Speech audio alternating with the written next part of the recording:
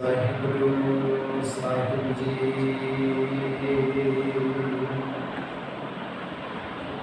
ਇੱਕ ਓੰਕਾਰ ਸਤਿਨਾਮ ਕਰਤਾ ਪੁਰਖ ਨਿਰਭਉ ਨਿਰਵੈਰ ਅਕਾਲ ਮੂਰਤ ਅਜੂਨੀ ਸੈਭੰ ਗੁਰ ਪ੍ਰਸਾਦ ਜਪ ਆਦਿ ਸਚ ਜੁਗਾਦਿ ਸਚ ਹੈ ਭੀ ਸਚ ਨਾਨਕ ਹੋਸੀ ਭੀ ਸਚ ਨਾ ਸੰਖੰ ਨ ਚੱਕਰੰ ਨ ਗਦਾ ਨ ਸਿਆਮੰ ਅਸਚਰਜ ਰੂਪੰ ਰਹੰਤ ਜਨਮੰ ਨੇਤ ਨੇਤ ਕਥੰਤ ਵੇਦਾ ਊਚ ਊਚ ਅਪਾਰ ਗੋਬਿੰਦ ਹੈ ਬਸੰਤ ਸਾਧ ਰਿਦਿਅੰ ਅਚੁਤ ਬੁਝੰਤ ਨਾਨਕ ਬੜ ਭਾਗੀ ਹੈ। ਵਾਹਿਗੁਰੂ ਜੀ ਕਾ ਖਾਲਸਾ ਵਾਹਿਗੁਰੂ ਜੀ ਕੀ ਫਤਿਹ। ਪਰਮ ਸਤਿਕਾਰਯੋਗ ਗੁਰੂ ਰੂਪ ਗੁਰੂ ਖਾਲਸਾ ਸਤ ਸੰਗਤ ਜੀ, ਧੰਨ ਧੰਨ ਸ਼੍ਰੀ ਗੁਰੂ ਗ੍ਰੰਥ ਸਾਹਿਬ ਸੱਚੇ ਪਾਤਸ਼ਾਹ ਜੀ ਨੇ ਆਪਣੇ ਸਾਰਿਆਂ ਤੇ ਅਪਰੰਪਾਰ ਕਿਰਪਾ ਰਹਿਮਤ ਅਤੇ ਬਖਸ਼ਿਸ਼ ਕੀਤੀ ਹੈ, ਜੋ ਕਿ ਪਹਿਲਾਂ 2 ਮਹੀਨਿਆਂ ਦੇ ਅੰਦਰ ਅੰਦਰ ਦੂਜੀ ਵਾਰੀ ਇੱਥੇ ਸੇਕੇ ਨਗਰ ਦੇ ਵਿੱਚ ਸਤਿਗੁਰਾਂ ਦੀ ਹਜ਼ੂਰੀ ਦੇ ਵਿੱਚ ਸੰਗਤਾਂ ਦੇ ਸਨਮੁਖ ਹੋ ਰਹੇਗਾ। ਸਤਿਗੁਰੂ ਜੀ ਨੇ ਅਪਰੰਪਾਰ ਕਿਰਪਾ ਰਹਿਮਤ ਅਤੇ ਬਖਸ਼ਿਸ਼ ਆਪਣੇ ਸਾਰਿਆਂ ਤੇ ਕੀਤੀ ਹੈ। ਜਿਤਨਾ ਕੁ ਸਮਾਂ ਆਪਾਂ ਨੂੰ ਸਤਿਗੁਰੂ ਸੱਚੇ ਪਾਤਸ਼ਾਹ ਜੀ ਦੇ ਚਰਨ ਕਮਲਾਂ ਦੇ ਵਿੱਚ ਜੁੜ ਮਿਲ ਬੈਠ ਕੇ ਸਤ ਸੰਗਤ ਕਰਨ ਦਾ ਮਿਲ ਰਿਹਾ ਹੈ, ਉਤਨਾ ਸਮਾਂ ਆਪਣੇ ਧਿਆਨ ਨੂੰ ਪਰਮੇਸ਼ਰ ਦੇ ਚਰਨ ਕਮਲਾਂ ਦੇ ਵਿੱਚ ਕੇਂਦਰਿਤ ਕਰੋ। ਹੋਣ ਵਾਲੇ ਵਿਚਾਰ ਨੂੰ ਧਿਆਨ ਨਾਲ ਸਰਵਣ ਕਰੋ। ਮਨ ਨੂੰ ਵਿਸ਼ੇ ਰਸ ਵੱਲੋਂ ਰੋਕ ਕਰਕੇ ਅੰਤਰਮੁਖ ਕਰਨਾ ਕਰੋ, ਤਾਂ ਕਿ ਅੰਦਰ ਬੈਠੇ ਹਿਰਦਾ ਸਥਾਨ ਵਿੱਚ ਬੈਠੇ ਸਾਡੇ ਸਰੀਰ ਦੇ ਅੰਦਰ ਸਜੇ ਹੋਏ ਪਰਮੇਸ਼ਰ ਦੇ ਨਾਲ ਸਾਡੀ ਚਿੱਤ ਬਿਰਤੀ ਲੱਗ ਸਕੇ। ਅੱਜ ਦਾ ਜੀਵ ਬਾਹਰ ਮੁਖੀ ਹੋਣ ਕਰਕੇ ਬਾਹਰਲੀਆਂ ਵਸਤੂਆਂ ਨੂੰ ਜ਼ਿਆਦਾ ਪਸੰਦ ਕਰਦਾ ਹੈ। ਕਦੇ ਇਸ ਨੂੰ ਕਿਸੇ ਦਾ ਘਰ ਪਸੰਦ ਆ ਜਾਂਦਾ ਹੈ, ਕਦੇ ਇਸ ਨੂੰ ਕਿਸੇ ਦੀ ਗੱਡੀ ਮੋਟਰ ਪਸੰਦ ਆ ਜਾਂਦੀ ਹੈ, ਕਦੇ ਇਸ ਨੂੰ ਕਿਸੇ ਦੇ ਵਸਤਰ ਪਸੰਦ ਆ ਜਾਂਦੇ ਹਨ, ਕਿਸੇ ਦਾ ਗੋਰਾ ਚਿੱਟਾ ਚਮ ਪਸੰਦ ਆ ਜਾਂਦਾ ਹੈ। ਇਹਨਾਂ ਵਸਤੂਆਂ ਨੂੰ ਦੇਖ ਦੇਖ ਕੇ ਇਸ ਜੀਵ ਦਾ ਮਨ ਕਾਮ, ਕ੍ਰੋਧ, ਲੋਭ, ਮੋਹ, ਹੰਕਾਰ ਦੇ ਵਿੱਚ ਪ੍ਰਵਿਰਤ ਹੋ ਜਾਂਦਾ ਹੈ। ਜਿਤਨੀ ਦੇਰ ਤੱਕ ਇਸ ਜੀਵ ਦੀ ਅੰਤਰਮੁਖ ਵਿਰਤੀ ਨਹੀਂ ਬਣਦੀ, ਉਤਨੀ ਦੇਰ ਤੱਕ ਇਹ ਭਟਕਦਾ ਰਹੇਗਾ। ਜਦੋਂ ਇਸ ਨੇ ਅੰਤਰਮੁਖ ਦੇਖਣਾ ਸ਼ੁਰੂ ਕਰ ਦਿੱਤਾ, ਮੇਰੇ ਅੰਦਰ ਕੌਣ ਬੈਠਾ ਹੈ, ਕੌਣ ਮੈਨੂੰ ਬੁਲਾ ਰਿਹਾ ਹੈ, ਕੌਣ ਮੈਨੂੰ ਇੱਧਰ ਉੱਧਰ ਫੇਰ ਰਿਹਾ ਹੈ,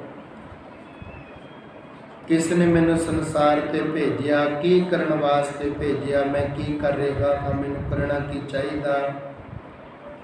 ਜਦੋਂ ਇਸ ਤਰ੍ਹਾਂ ਦੀ ਚਿੱਤ ਬਿਰਤੀ ਇਸ ਦੇ ਖਿਆਲ ਵਿੱਚ ਆਏਗੀ, ਫਿਰ ਉਸ ਵਿਛੜੇ ਹੋਏ ਪਰਮੇਸ਼ਰ ਦੇ ਨਾਲ ਮਿਲਣ ਦਾ ਪ੍ਰਯਤਨ ਕਰੇਗਾ। ਹੁਣ ਤਾਂ ਇਸ ਜੀਵ ਨੂੰ ਇਹ ਵੀ ਨਹੀਂ ਪਤਾ ਮੈਂ ਕੌਣ ਹਾਂ, ਮੈਂ ਕਿੱਥੋਂ ਆਇਆ ਹਾਂ, ਮੈਂ ਕੀ ਕਰਨ ਵਾਸਤੇ ਆਇਆ ਹਾਂ, ਇੱਥੇ ਆਉਣ ਤੋਂ ਪਹਿਲਾਂ ਮੈਂ ਕਿੱਥੇ ਹੁੰਦਾ ਸਾਂ। ਇਹ ਸੰਸਾਰ ਤੇ ਇਸ ਵਰਲਡ ਤੇ ਇਸ ਅਰਥ ਤੇ ਆਉਣ ਤੋਂ ਪਹਿਲਾਂ ਕਿੱਥੇ ਸਾਂ ਮੈਂ? ਮੇਰਾ ਜੀਵਨ ਕੈਸਾ ਸੀ? ਕਿਸ ਜੂਨ ਵਿੱਚ ਮੈਂ ਆਪਣਾ ਜੀਵਨ ਬਤੀਤ ਕਰੇਗਾ ਸਾਂ? ਇਸ ਨੂੰ ਕੁਝ ਵੀ ਨਹੀਂ ਪਤਾ। ਇਸ ਨੂੰ ਪੁੱਛੋ ਤੂੰ ਕੌਣ ਹੈ? ਆਪ ਦਾ ਨਾਮ ਲੈ ਕੇ ਬੋਲੇਗਾ ਮੈਂ ਫਲਾਨਾ ਸੂ ਹਾਂ। ਹੁਣ ਜੇ ਇਹਨੂੰ ਸਾਰੇ ਸਰੀਰ ਨੂੰ ਫਲਾਨਾ ਸਿੰਘ ਕਹਿੰਦੇ ਹਾਂ, ਜੇ ਹੱਥ ਖਰਾਬ ਹੋ ਜਾਂਦਾ ਹੈ, ਇਹ ਕਹਿ ਦਿੰਦਾ ਮੇਰਾ ਹੱਥ ਕੱਟ ਦਿਓ, ਮੈਂ ਬਚਣਾ ਚਾਹੀਦਾ। ਇਹਦਾ ਮਤਲਬ ਹੱਥ ਤੂੰ ਨਹੀਂ। ਫਿਰ ਪੈਰ ਖਰਾਬ ਹੋ ਜਾਏ, ਕਹੇਗਾ ਮੇਰਾ ਪੈਰ ਕੱਟ ਦਿਓ, ਮੇਰੀ ਲੱਤ ਕੱਟ ਦਿਓ, ਮੈਨੂੰ ਕੁਝ ਹੋਣਾ ਨਹੀਂ ਚਾਹੀਦਾ। ਭਾਵ ਤੂੰ ਲੱਤ ਵੀ ਨਹੀਂ ਹੈਗਾ। ਕਿਸੇ ਦਾ ਆਪਰੇਸ਼ਨ ਹੁੰਦਾ ਹੈ, ਕਿਸੇ ਦਾ ਟਿਊਮਰ ਕੱਢਿਆ ਜਾਂਦਾ ਹੈ, ਪੇਟ ਪਾੜਿਆ ਚੀਰਿਆ ਜਾਂਦਾ ਹੈ, ਉਸ ਵਿੱਚੋਂ ਪਿੱਤਾ ਆਦਿਕ ਕੱਢਿਆ ਜਾਂਦਾ ਹੈ, ਕਹੇਗਾ ਪਿੱਤਾ ਕੱਢ ਦਿਓ। ਇਸ ਸਰੀਰ ਦੇ ਵਿੱਚ ਜੋ ਹੈ ਸਭ ਕੱਢ ਦਿਓ। ਭਾਵ ਪੇਟ ਵੀ ਨਹੀਂ ਤੂੰ ਹੈਗਾ। ਅੱਖ ਖਰਾਬ ਹੋ ਜਾਂਦੀ ਹੈ, ਡਾਕਟਰਾਂ ਨੂੰ ਕਹੇਗਾ ਮੈਂ ਇੱਕ ਨਾਲ ਕੰਮ ਚਲਾ ਲਵਾਂਗਾ, ਮੇਰੀ ਅੱਖ ਹੀ ਕੱਢ ਦਿਓ। ਇਹਦਾ ਮਤਲਬ ਅੱਖ ਵੀ ਨਹੀਂ ਤੂੰ ਹੈਗਾ। ਤੂੰ ਸਾਰੇ ਸਰੀਰ ਦੇ ਵਿੱਚੋਂ ਕਹੀ ਜਾਣਾ ਆਹ ਵੀ ਕੱਟ ਦਿਓ, ਆਹ ਵੀ ਕੱਢ ਦਿਓ, ਮੈਨੂੰ ਇਹਦੀ ਜ਼ਰੂਰਤ ਨਹੀਂ, ਮੈਂ ਬਚਣਾ ਚਾਹੀਦਾ। ਨਾ ਤੂੰ ਲੱਤਾਂ, ਨਾ ਤੂੰ ਬਾਹਾਂ, ਨਾ ਤੂੰ ਪੇਟ, ਤੂੰ ਹੈ ਕੀ? ਇਸ ਗੱਲ ਨੂੰ ਸਮਝਣ ਵਾਸਤੇ ਇਹ ਜੀਵ ਬੜਾ ਕਨਫਿਊਜ਼ ਹੈ। ਇਹਨੂੰ ਪਤਾ ਹੀ ਨਹੀਂ ਲੱਗਦਾ ਮੈਂ ਹੈਗਾ ਕੌਣ। ਸਾਧ ਸੰਗਤ, ਜੇ ਅਧਿਆਤਮਿਕ ਦੇ ਤੌਰ ਤੇ ਅਸੀਂ ਤੁਹਾਨੂੰ ਦਸੀਏ, ਮਨ ਤੂੰ ਜੋਤ ਸਰੂਪ ਹੈ, ਆਪਣਾ ਮੂਲ ਪਛਾਣ। ਐ ਮਨਾ ਤੂੰ ਲੱਤਾਂ ਨਹੀਂ, ਤੂੰ ਬਾਹਾਂ ਨਹੀਂ, ਤੂੰ ਅੱਖਾਂ ਨਹੀਂ, ਤੂੰ ਸਿਰ ਪੇਟ ਨਹੀਂ। ਇਹ ਤਾਂ ਤੈਨੂੰ ਉਧਾਰਾ ਮਿਲਿਆ ਹੋਇਆ ਹੈ, ਤੂੰ ਬੋਰੋ ਕਰਕੇ ਲੈ ਕੇ ਆਇਆ ਪਰਮੇਸ਼ਰ ਤੋਂ। ਆਇਆ ਸੀ ਇੱਥੇ ਨਾਮ ਜਪਣ ਵਾਸਤੇ, ਤੇ ਲੱਗਾ ਕਿ ਤੁਕ ਫਕੜੇ ਸਭ ਮੁਕਦੀ ਚੱਲੀ ਰਹਿਣ। ਆਇਆ ਸੀ ਕਾਰਜ ਸਿੱਧੀ ਕਰਨ ਦੇ ਵਾਸਤੇ, ਭਜਨ ਬੰਦਗੀ ਸਿਮਰਨ ਕਰਨ ਦੇ ਵਾਸਤੇ। ਐਸੇ ਐਸੇ ਕਾਰਜਾਂ ਦੇ ਵਿੱਚ ਪ੍ਰਵਿਰਤ ਹੋ ਗਿਆ। ਨਾ ਇਸ ਨੂੰ ਪਤਾ ਭਗਵਾਨ ਕੌਣ ਹੈ, ਪਰਮੇਸ਼ਰ ਕੌਣ ਹੈ, ਪਰਮੇਸ਼ਰ ਕਿਹੋ ਜਿਹਾ ਹੈ, ਇਹਨੂੰ ਇਹ ਵੀ ਨਹੀਂ ਪਤਾ ਹੈਗਾ। ਨਾ ਇਹਨੂੰ ਇਹ ਪਤਾ ਕਿ ਮੈਂ ਪਰਿਵਾਰ ਵਾਸਤੇ ਸੰਸਾਰ ਤੇ ਆਇਆ ਕਿ ਕਰਤਾਰ ਵਾਸਤੇ ਮੈਂ ਸੰਸਾਰ ਤੇ ਆਇਆ। ਇਹ ਖੁਦ ਕਨਫਿਊਜ਼ ਹੈ। ਕਦੇ ਕਦੇ ਕਹਿੰਦਾ ਮੈਂ ਇੰਨਾ ਜਿਉਵਾਂ, ਇੰਨਾ ਪੈਸਾ ਇਕੱਠਾ ਕਰਾਂ, ਮੈਂ ਮਰਾਂ ਹੀ ਨਾ। ਕਦੇ ਕਦੇ ਇੰਨਾ ਦੁਖੀ ਹੋ ਜਾਂਦਾ, ਇਹਨੂੰ ਲੱਗਦਾ ਹੈ ਮੇਰਾ ਤਾਂ ਸੰਸਾਰ ਤੇ ਹੈ ਹੀ ਕੋਈ ਨਹੀਂ, ਮੈਂ ਕਿਉਂ ਜਿਉਂਦਾ ਬੈਠਾ, ਮੈਂ ਕਿਉਂ ਨਹੀਂ ਸੰਸਾਰ ਤੋਂ ਚਲਿਆ ਜਾਂਦਾ, ਕੀ ਲੈਣਾ ਮੈਂ ਸੰਸਾਰ ਤੇ ਰਹਿ ਕਰਕੇ ਮੈਂ ਜਾਵਾਂ। ਇਹਨੂੰ ਪਤਾ ਨਹੀਂ ਲੱਗਦਾ। ਕਦੇ ਕਦੇ ਪ੍ਰਸ਼ਾਦਾ ਛਕਣ ਲੱਗੇਗਾ, 8-8 10-10 ਰੋਟੀਆਂ ਪ੍ਰਸ਼ਾਦੇ ਛਕ ਜਾਂਦਾ ਹੈ। ਕਦੇ ਕਹੇਗਾ ਅੱਜ ਮੈਨੂੰ ਭੁੱਖ ਹੀ ਨਹੀਂ ਹੈਗੀ। ਪਤਾ ਨਹੀਂ ਇਸ ਜੀਵ ਦਾ ਮਨ ਕਿੱਥੇ ਖੜਾ ਹੈ। ਪਤਾ ਕਿਉਂ? ਕਿਉਂਕਿ ਇਹ ਜੀਵ ਦੀ ਬਾਹਰ ਮੁਖ ਬਿਰਤੀ ਹੈ। ਜੇ ਇਹਨੂੰ ਸਵਾਦ ਆਉਂਦਾ, ਟੇਸਟ ਆਉਂਦਾ ਤਾਂ ਛਕੀ ਜਾਂਦਾ, ਟੇਸਟ ਨਹੀਂ ਆਉਂਦਾ ਛਕਣਾ ਬੰਦ ਕਰ ਦਿੰਦਾ। ਬਾਹਰੀ ਪਦਾਰਥ ਅੱਛੇ ਲੱਗਦੇ ਨੇ, ਜਿੰਨਾ ਪੈਸਾ ਕੋਲ ਹੁੰਦੇ ਉਦੋਂ 2 ਗੁਣਾ ਅਲੱਗ ਲਗਾ ਕੇ ਆਪਦੇ ਰਹਿਣ ਵਾਸਤੇ ਆਪਣੀਆਂ ਗੱਡੀਆਂ ਮੋਟਰਾਂ ਤੇ ਖਰਚ ਕਰ ਦਿੰਦਾ। ਪਰ ਹਿਰਦਾ ਸਥਾਨ ਵਿੱਚ ਬੈਠੇ ਵਾਹਿਗੁਰੂ ਵਾਸਤੇ ਕਦੇ ਇਸ ਨੇ ਸੋਚਿਆ ਨਹੀਂ ਕਿ ਜਿਸ ਵਾਹਿਗੁਰੂ ਨੇ ਮੈਨੂੰ ਸੰਸਾਰ ਤੇ ਭੇਜਿਆ ਸੀ, ਪ੍ਰਾਨੀ ਤੂੰ ਆਇਆ ਲਾਹਾ ਲੈਣ। ਤੂੰ ਤਾਂ ਬੰਦਗੀ ਕਰਨ ਵਾਸਤੇ ਸੰਸਾਰ ਤੇ ਆਇਆ ਸੀ। ਇਹ ਕਿਹੜੇ ਜੰਜਾਲਾਂ ਦੇ ਵਿੱਚ, ਵਰਲਡਲੀ ਅਟੈਚਮੈਂਟ ਦੇ ਵਿੱਚ ਫਸ ਗਿਆ ਤੂੰ। ਸੋ ਜਿਤਨਾ ਸਮਾਂ ਆਪਾਂ ਨੂੰ ਮਿਲਿਆ, ਆਪਾਂ ਅੰਤਰਮੁਖ ਬਿਰਤੀ ਕਰਨੀ ਹੈ। ਔਰ ਜੋ ਕਾਫੀ ਲੰਮੇ ਸਮੇਂ ਤੋਂ ਲੈ ਕਰਕੇ ਸੰਗਤ ਦੀ ਬੇਨਤੀ ਨੂੰ, ਸੰਗਤ ਦੇ ਹੁਕਮ ਨੂੰ ਮੰਨਦੇ ਹੋਏ, ਕਿਉਂਕਿ ਸੰਗਤ ਗੁਰੂ ਦਾ ਖਾਸ ਰੂਪ ਹੈ, ਸੰਗਤਾਂ ਨੇ ਹੁਕਮ ਕੀਤਾ ਸੀ ਕਿ ਸਹਿਸਕ੍ਰਿਤੀ ਬਾਣੀ ਜੋ ਬੜੀ ਮਹਿੰਗੀ ਬਾਣੀ ਹੈ, ਪੜ੍ਹਨੀ ਬੜੀ ਮੁਹਾਲ ਹੈ, ਮੁਸ਼ਕਿਲ ਹੈ। ਜੇ ਤੁਸੀਂ ਇਹਦੇ ਸਾਨੂੰ ਅਰਥ ਸਮਝਾ ਦਿਓ, ਕਿਉਂਕਿ ਮੈਂ ਗੁਰਬਾਣੀ ਟੀਚਰ, ਵਾਹਿਗੁਰੂ ਨੇ ਮੈਨੂੰ ਸੇਵਾ ਦਿੱਤੀ, ਮਲੇਸ਼ੀਆ ਪੜ੍ਹਾਉਂਦੇ ਰਹੇ ਗੁਰਬਾਣੀ, ਮੈਨੂੰ ਢੰਗ ਤਰੀਕਾ ਹੈਗਾ ਸੀ ਸੌਖਾ ਸਮਝਾਉਣ ਦਾ। ਇਸ ਕਰਕੇ ਸਾਧ ਸੰਗਤ ਦੀ ਆਪਾਂ ਨੇ ਇਹ ਪ੍ਰਾਰੰਭਤਾ ਕੀਤੀ ਹੋਈ ਹੈ। ਹੁਣ ਤੱਕ ਆਪਾਂ ਨੇ ਸੱਚੇ ਪਾਤਸ਼ਾਹ ਦੀ ਕਿਰਪਾ ਦੇ ਨਾਲ ਸਹਿਸਕ੍ਰਿਤੀ ਬਾਣੀ ਦੇ 56 ਸ਼ਲੋਕਾਂ ਦੇ ਵਿਚਾਰ ਕਰ ਲਈ ਹੈ। ਅੱਜ ਆਪਾਂ ਨੇ 57ਵੇਂ ਸ਼ਲੋਕ ਦੀ 57ਵੇਂ ਸ਼ਲੋਕ ਦੀ ਵਿਚਾਰ ਪ੍ਰਾਰੰਭ ਕਰਨੀ ਹੈ। ਇਹ ਵਿਚਾਰ ਹੈ ਕਿ ਵਾਹਿਗੁਰੂ ਹੈਗਾ ਕਿਹੋ ਜਿਹਾ। ਜਿਸ ਵਾਹਿਗੁਰੂ ਨੇ ਸਾਨੂੰ ਸੰਸਾਰ ਤੇ ਭੇਜਿਆ, ਉਹ ਵਾਹਿਗੁਰੂ ਦਾ ਰੂਪ ਰੰਗ ਕੀ ਅਸੀਂ ਕਦੇ ਵੇਖਿਆ? ਕਿ ਸਾਡਾ ਕਦੇ ਮਨ ਕੀਤਾ ਕਿ ਅਸੀਂ ਉਸ ਵਾਹਿਗੁਰੂ ਦੇ ਨਾਲ ਪ੍ਰੇਮ ਪਾਈਏ, ਉਸ ਵਾਹਿਗੁਰੂ ਦੇ ਨਾਲ ਚਿੱਤਵਿਰਤੀ ਜੋੜੀਏ, ਤਾਂ ਕਿ ਅਸੀਂ ਵੀ ਵਾਹਿਗੁਰੂ ਦਾ ਰੂਪ ਬਣ ਜਾਈਏ। ਅਸੀਂ ਵਚਨ ਕੀਤਾ ਹੈ, ਮਨ ਤੋਂ ਜੋਤ ਸਰੂਪ ਹੈ ਆਪਣਾ ਮੂਲ ਪਛਾਣ। ਕਿ ਅਸੀਂ ਵਾਹਿਗੁਰੂ ਦਾ ਮੂਲ ਪਹਿਚਾਣ ਲਿਆ ਹੈ। ਆਓ ਵਿਚਾਰ ਕਰੀਏ। ਨਾ ਸੰਖੰ ਨਾ ਚੱਕਰੰ ਨਾ ਗਦਾ ਨਾ ਸਿਆਮੰ। ਸਾਨੂੰ ਪੰਡਤ ਲੋਕ ਇਹ ਸਮਝਾਉਂਦੇ ਹੈ ਕਿ ਭਗਵਾਨ ਦਾ ਜਿਹੜਾ ਰੂਪ ਹੈ ਨਾ, ਮੰਦਿਰ ਦੇ ਵਿੱਚ ਅਸੀਂ ਦੇਖਦੇ ਹਾਂ ਕਈ ਵਾਰੀ, ਕਦੇ ਕਦੇ ਭਗਵਾਨ ਦੇ ਹੱਥ ਵਿੱਚ ਸੰਖ ਪਕੜਾਇਆ ਹੁੰਦਾ ਹੈ, ਚੱਕਰ ਪਕੜਾਇਆ ਹੁੰਦਾ ਹੈ, ਸੁਦਰਸ਼ਨ ਚੱਕਰ ਕਿਹਾ ਜਾਂਦਾ ਉਸ ਨੂੰ। ਗਦਾ ਉਸ ਦੇ ਮੋਢੇ ਤੇ ਰੱਖੀ ਹੁੰਦੀ ਹੈ ਜਾਂ ਸ਼ੇਰਾਂ ਵਾਲੀ ਮਾਈ ਦੇ ਹੱਥ ਵਿੱਚ ਪਕੜਾਈ ਹੁੰਦੀ ਹੈ। ਸ਼ਿਆਮੰ ਕਹਿੰਦੇ ਭਗਵਾਨ ਕ੍ਰਿਸ਼ਨ ਦਾ ਰੰਗ ਥੋੜਾ ਜਿਹਾ ਨੀਲਾ ਹੈ, ਕਾਲਾ ਹੈ, ਸਾਂਵਲਾ ਰੰਗ ਹੈ ਉਹਦਾ। ਸਾਨੂੰ ਇਹ ਦੱਸਿਆ ਗਿਆ ਹੈ ਭਗਵਾਨ ਦੇ 6-7 ਬਾਹਾਂ ਨੇ ਤੇ 6-7 ਚੀਜ਼ਾਂ ਉਹਦੀਆਂ ਪਕੜੀਆਂ ਹੋਈਆਂ ਨੇ, ਸਾਡੇ ਨਾਲੋਂ ਵੱਖਰਾ ਜਿਹਾ ਬਣਾ ਕੇ ਸਾਡੇ ਅੱਗੇ ਪੇਸ਼ ਕੀਤਾ ਹੋਇਆ ਹੈ। ਪੱਥਰ ਦੀ ਮੂਰਤੀ ਨੂੰ ਘੜ ਘੜ ਕੇ ਭਗਵਾਨ ਬਣਾਤਾ। ਇੱਕ ਵਿਦਵਾਨ ਕਹਿੰਦਾ ਕਿ ਮੰਦਿਰ ਦੇ ਵਿੱਚ ਸਜੀ ਮੂਰਤੀ ਨੂੰ ਅਸੀਂ ਮੱਥਾ ਟੇਕਦੇ ਹਾਂ, ਕਦੇ ਅਸੀਂ ਹਿਰਦਾ ਸਥਾਨ ਨੂੰ ਖੋਜ ਕੇ ਇਹਦੇ ਅੰਦਰੋਂ ਵਾਹਿਗੁਰੂ ਤਾਂ ਨਹੀਂ ਪ੍ਰਗਟ ਕੀਤਾ। ਦੁਨੀਆ ਰਸਤੇ ਤੋਂ ਦੀ ਲੰਘੀ ਜਾਇਆ ਕਰੇ, ਸਭ ਲੋਕ ਉਹ ਜਿਹੜਾ ਰਸਤੇ ਵਿੱਚ ਪੱਥਰ ਪਿਆ ਨਾ, ਉਹਦੇ ਵਿੱਚ ਅੜਕ ਕੇ ਡਿੱਗ ਜਾਇਆ ਕਰਨ, ਮੁੜ ਕੇ ਪਿੱਛੇ ਦੇਖਿਆ ਕਰਨ ਕਿ ਇਹ ਪੱਥਰ ਤੋਂ ਅੜਕ ਕੇ ਡਿੱਗੇ ਸਾਂ, ਲੰਘ ਜਾਇਆ ਕਰਨ। ਕੋਈ ਸੱਜਣ ਪਰਾਂ ਦੀ ਹੋ ਜਾਵੇ, ਬਹੁਤੇ ਸੱਜਣ ਅੜਕ ਕੇ ਡਿੱਗ ਜਾਣ। ਇੱਕ ਕਾਰੀਗਰ ਨੇ ਦੇਖਿਆ ਵੀ ਉਹ ਜਿਹੜਾ ਪੱਥਰ ਹੈ ਨਾ, ਦੁਨੀਆ ਨੂੰ ਬੜਾ ਤੰਗ ਕਰਦਾ ਹੈ, ਕਿਉਂ ਨਾ ਇਸ ਪੱਥਰ ਨੂੰ ਪੱਟ ਲਿਆ ਜਾਵੇ, ਰਸਤਾ ਕਾਲੀਨ ਕਰ ਦਿੱਤਾ ਜਾਵੇ, ਜੋ ਇੱਥੋਂ ਚ ਲੰਘਣ ਵਾਲੇ ਹਨ ਉਹਨਾਂ ਨੂੰ ਕੋਈ ਰੁਕਾਵਟ ਨਾ ਆਵੇ। ਉਹਨੇ ਪੱਥਰ ਪੱਟਿਆ, ਉਹਨੂੰ ਬੜਾ ਵਧੀਆ ਲੱਗਿਆ, ਉਹ ਸਾਈਡ ਤੇ ਬੈਠ ਗਿਆ, ਪੱਥਰ ਪੱਟ ਕੇ ਰਸਤਾ ਕਾਲੀਨ ਕਰਕੇ ਸਾਈਡ ਤੇ ਬੈਠ ਗਿਆ, ਆਪਣੇ ਔਜ਼ਾਰਾਂ ਦੇ ਨਾਲ ਇਸ ਨੂੰ ਘੜਨਾ ਸ਼ੁਰੂ ਕਰ ਦਿੱਤਾ। ਇੰਨੇ ਵਧੀਆ ਤਰੀਕੇ ਦੇ ਨਾਲ ਘੜ ਦਿੱਤਾ, ਇੱਕ ਪਾਸੇ ਸੰਖ ਪਕੜਾਤਾ, ਇੱਕ ਪਾਸੇ ਚੱਕਰ ਲਗਾਤਾ ਉਂਗਲ ਦੇ ਉੱਪਰ, ਇੱਕ ਪਾਸੇ ਗਦਾ ਲਗਾਤੀ, ਇੱਕ ਪਾਸੇ ਉਹਦੇ ਅਸਚਰਜ ਜੇ ਰੂਪ ਬਣਾ ਦਿੱਤੇ। ਰੱਖ ਕੇ ਉਹਨੂੰ ਸਾਈਡ ਤੇ ਆ ਥੋੜਾ ਜਿਹਾ ਪਾਣੀ ਉਹਦੇ ਉਸ ਪੱਥਰ ਦੇ ਅੱਗੇ ਡੋਲ ਦਿੱਤਾ।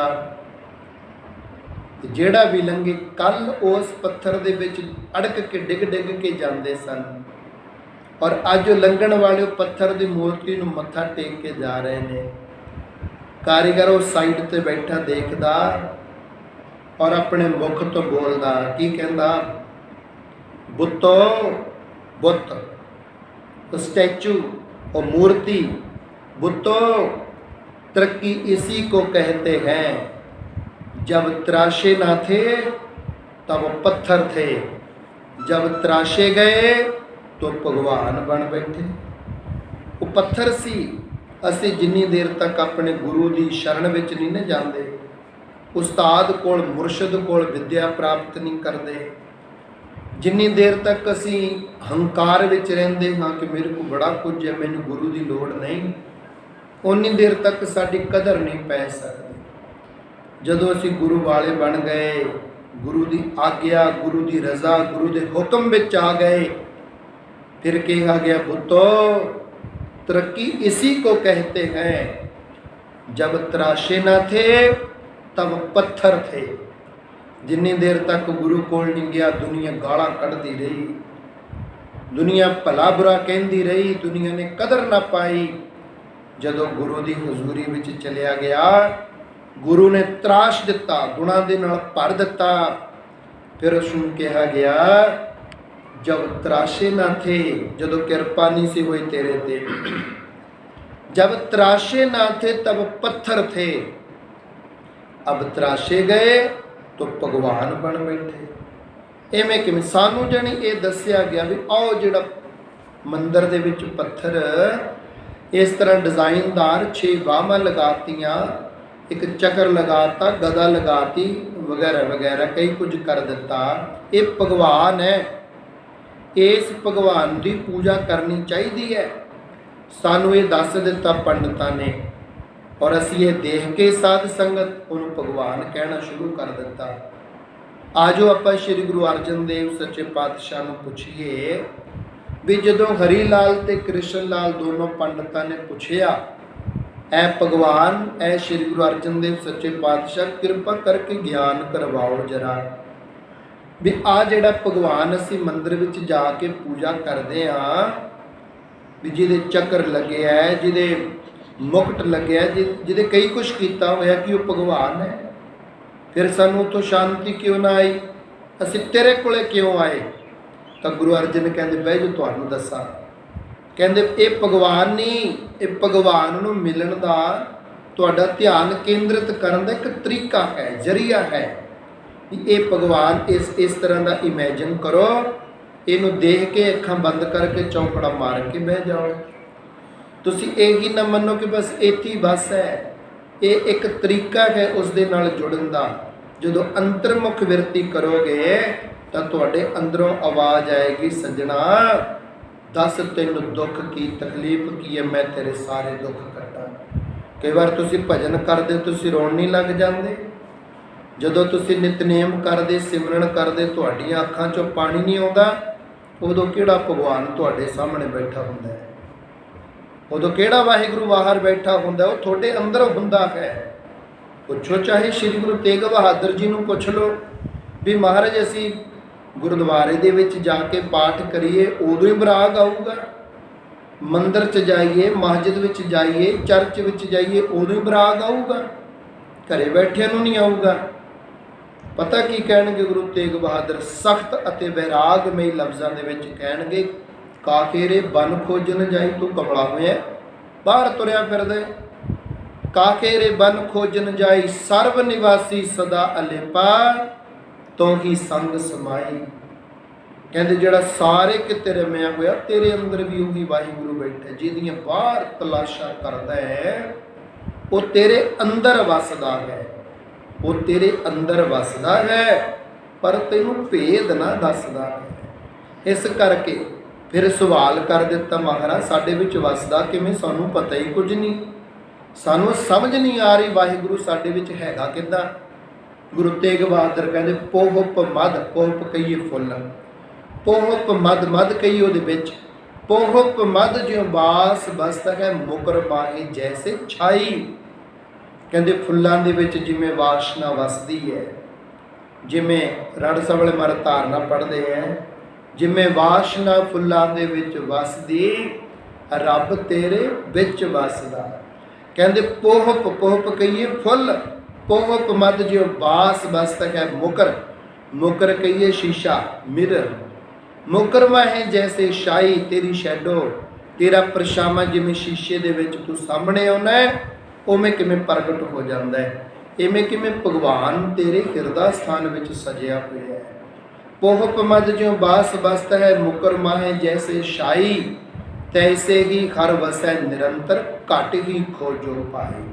इत्थे मंदिर नहीं लिखिया, मसीत नहीं लिखिया, गुरुद्वारा नहीं लिखिया, अलग स्पैशल कोई जगह नहीं लिखी।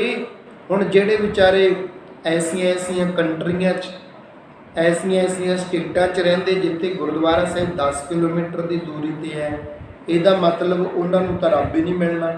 सारा दिन काम करते, सारी रात काम करते, शिफ्टां लगाउंदे, गुरुद्वारा साहिब जाया ना जावे, उन्हां नूं रब ही ना मिले, भगवान ही ना मिले। नहीं, जिथे तुसी चौंकड़ा मार के बैठ गए, जिथे तुहाडी समाधि लग गई, जिथे तुहाडी अंतर आत्मा परमेश्वर दे नाल जुड़ गई, साध संगत जी जब तेरे दिल दर्पण की सफाई हो जाएगी, बादशाही तो क्या भला है, खुद खुदाई हो जाएगी।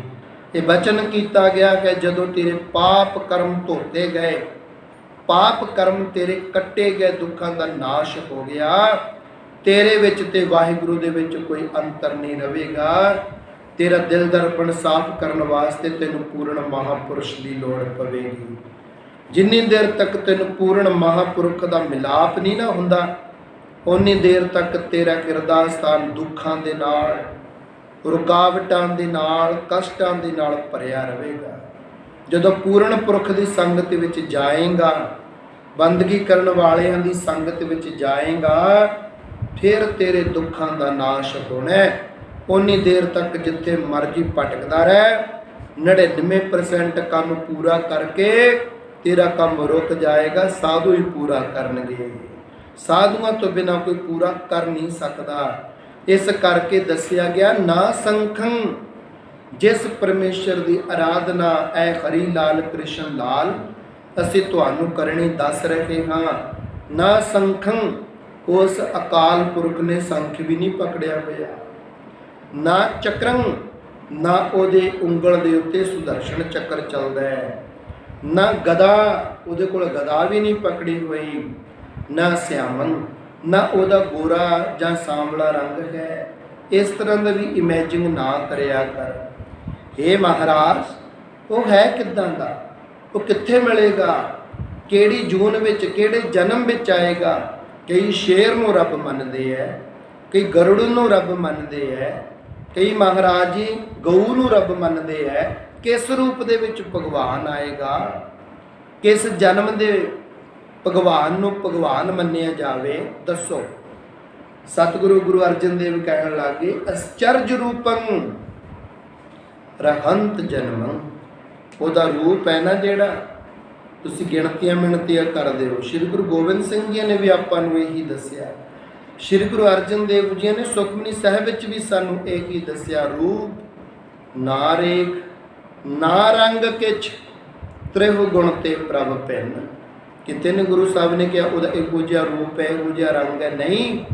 वो कहते तू इमेजिन कर, जिस रूप में तू याद करेगा भगवान उस रूप च आ जाएंगे।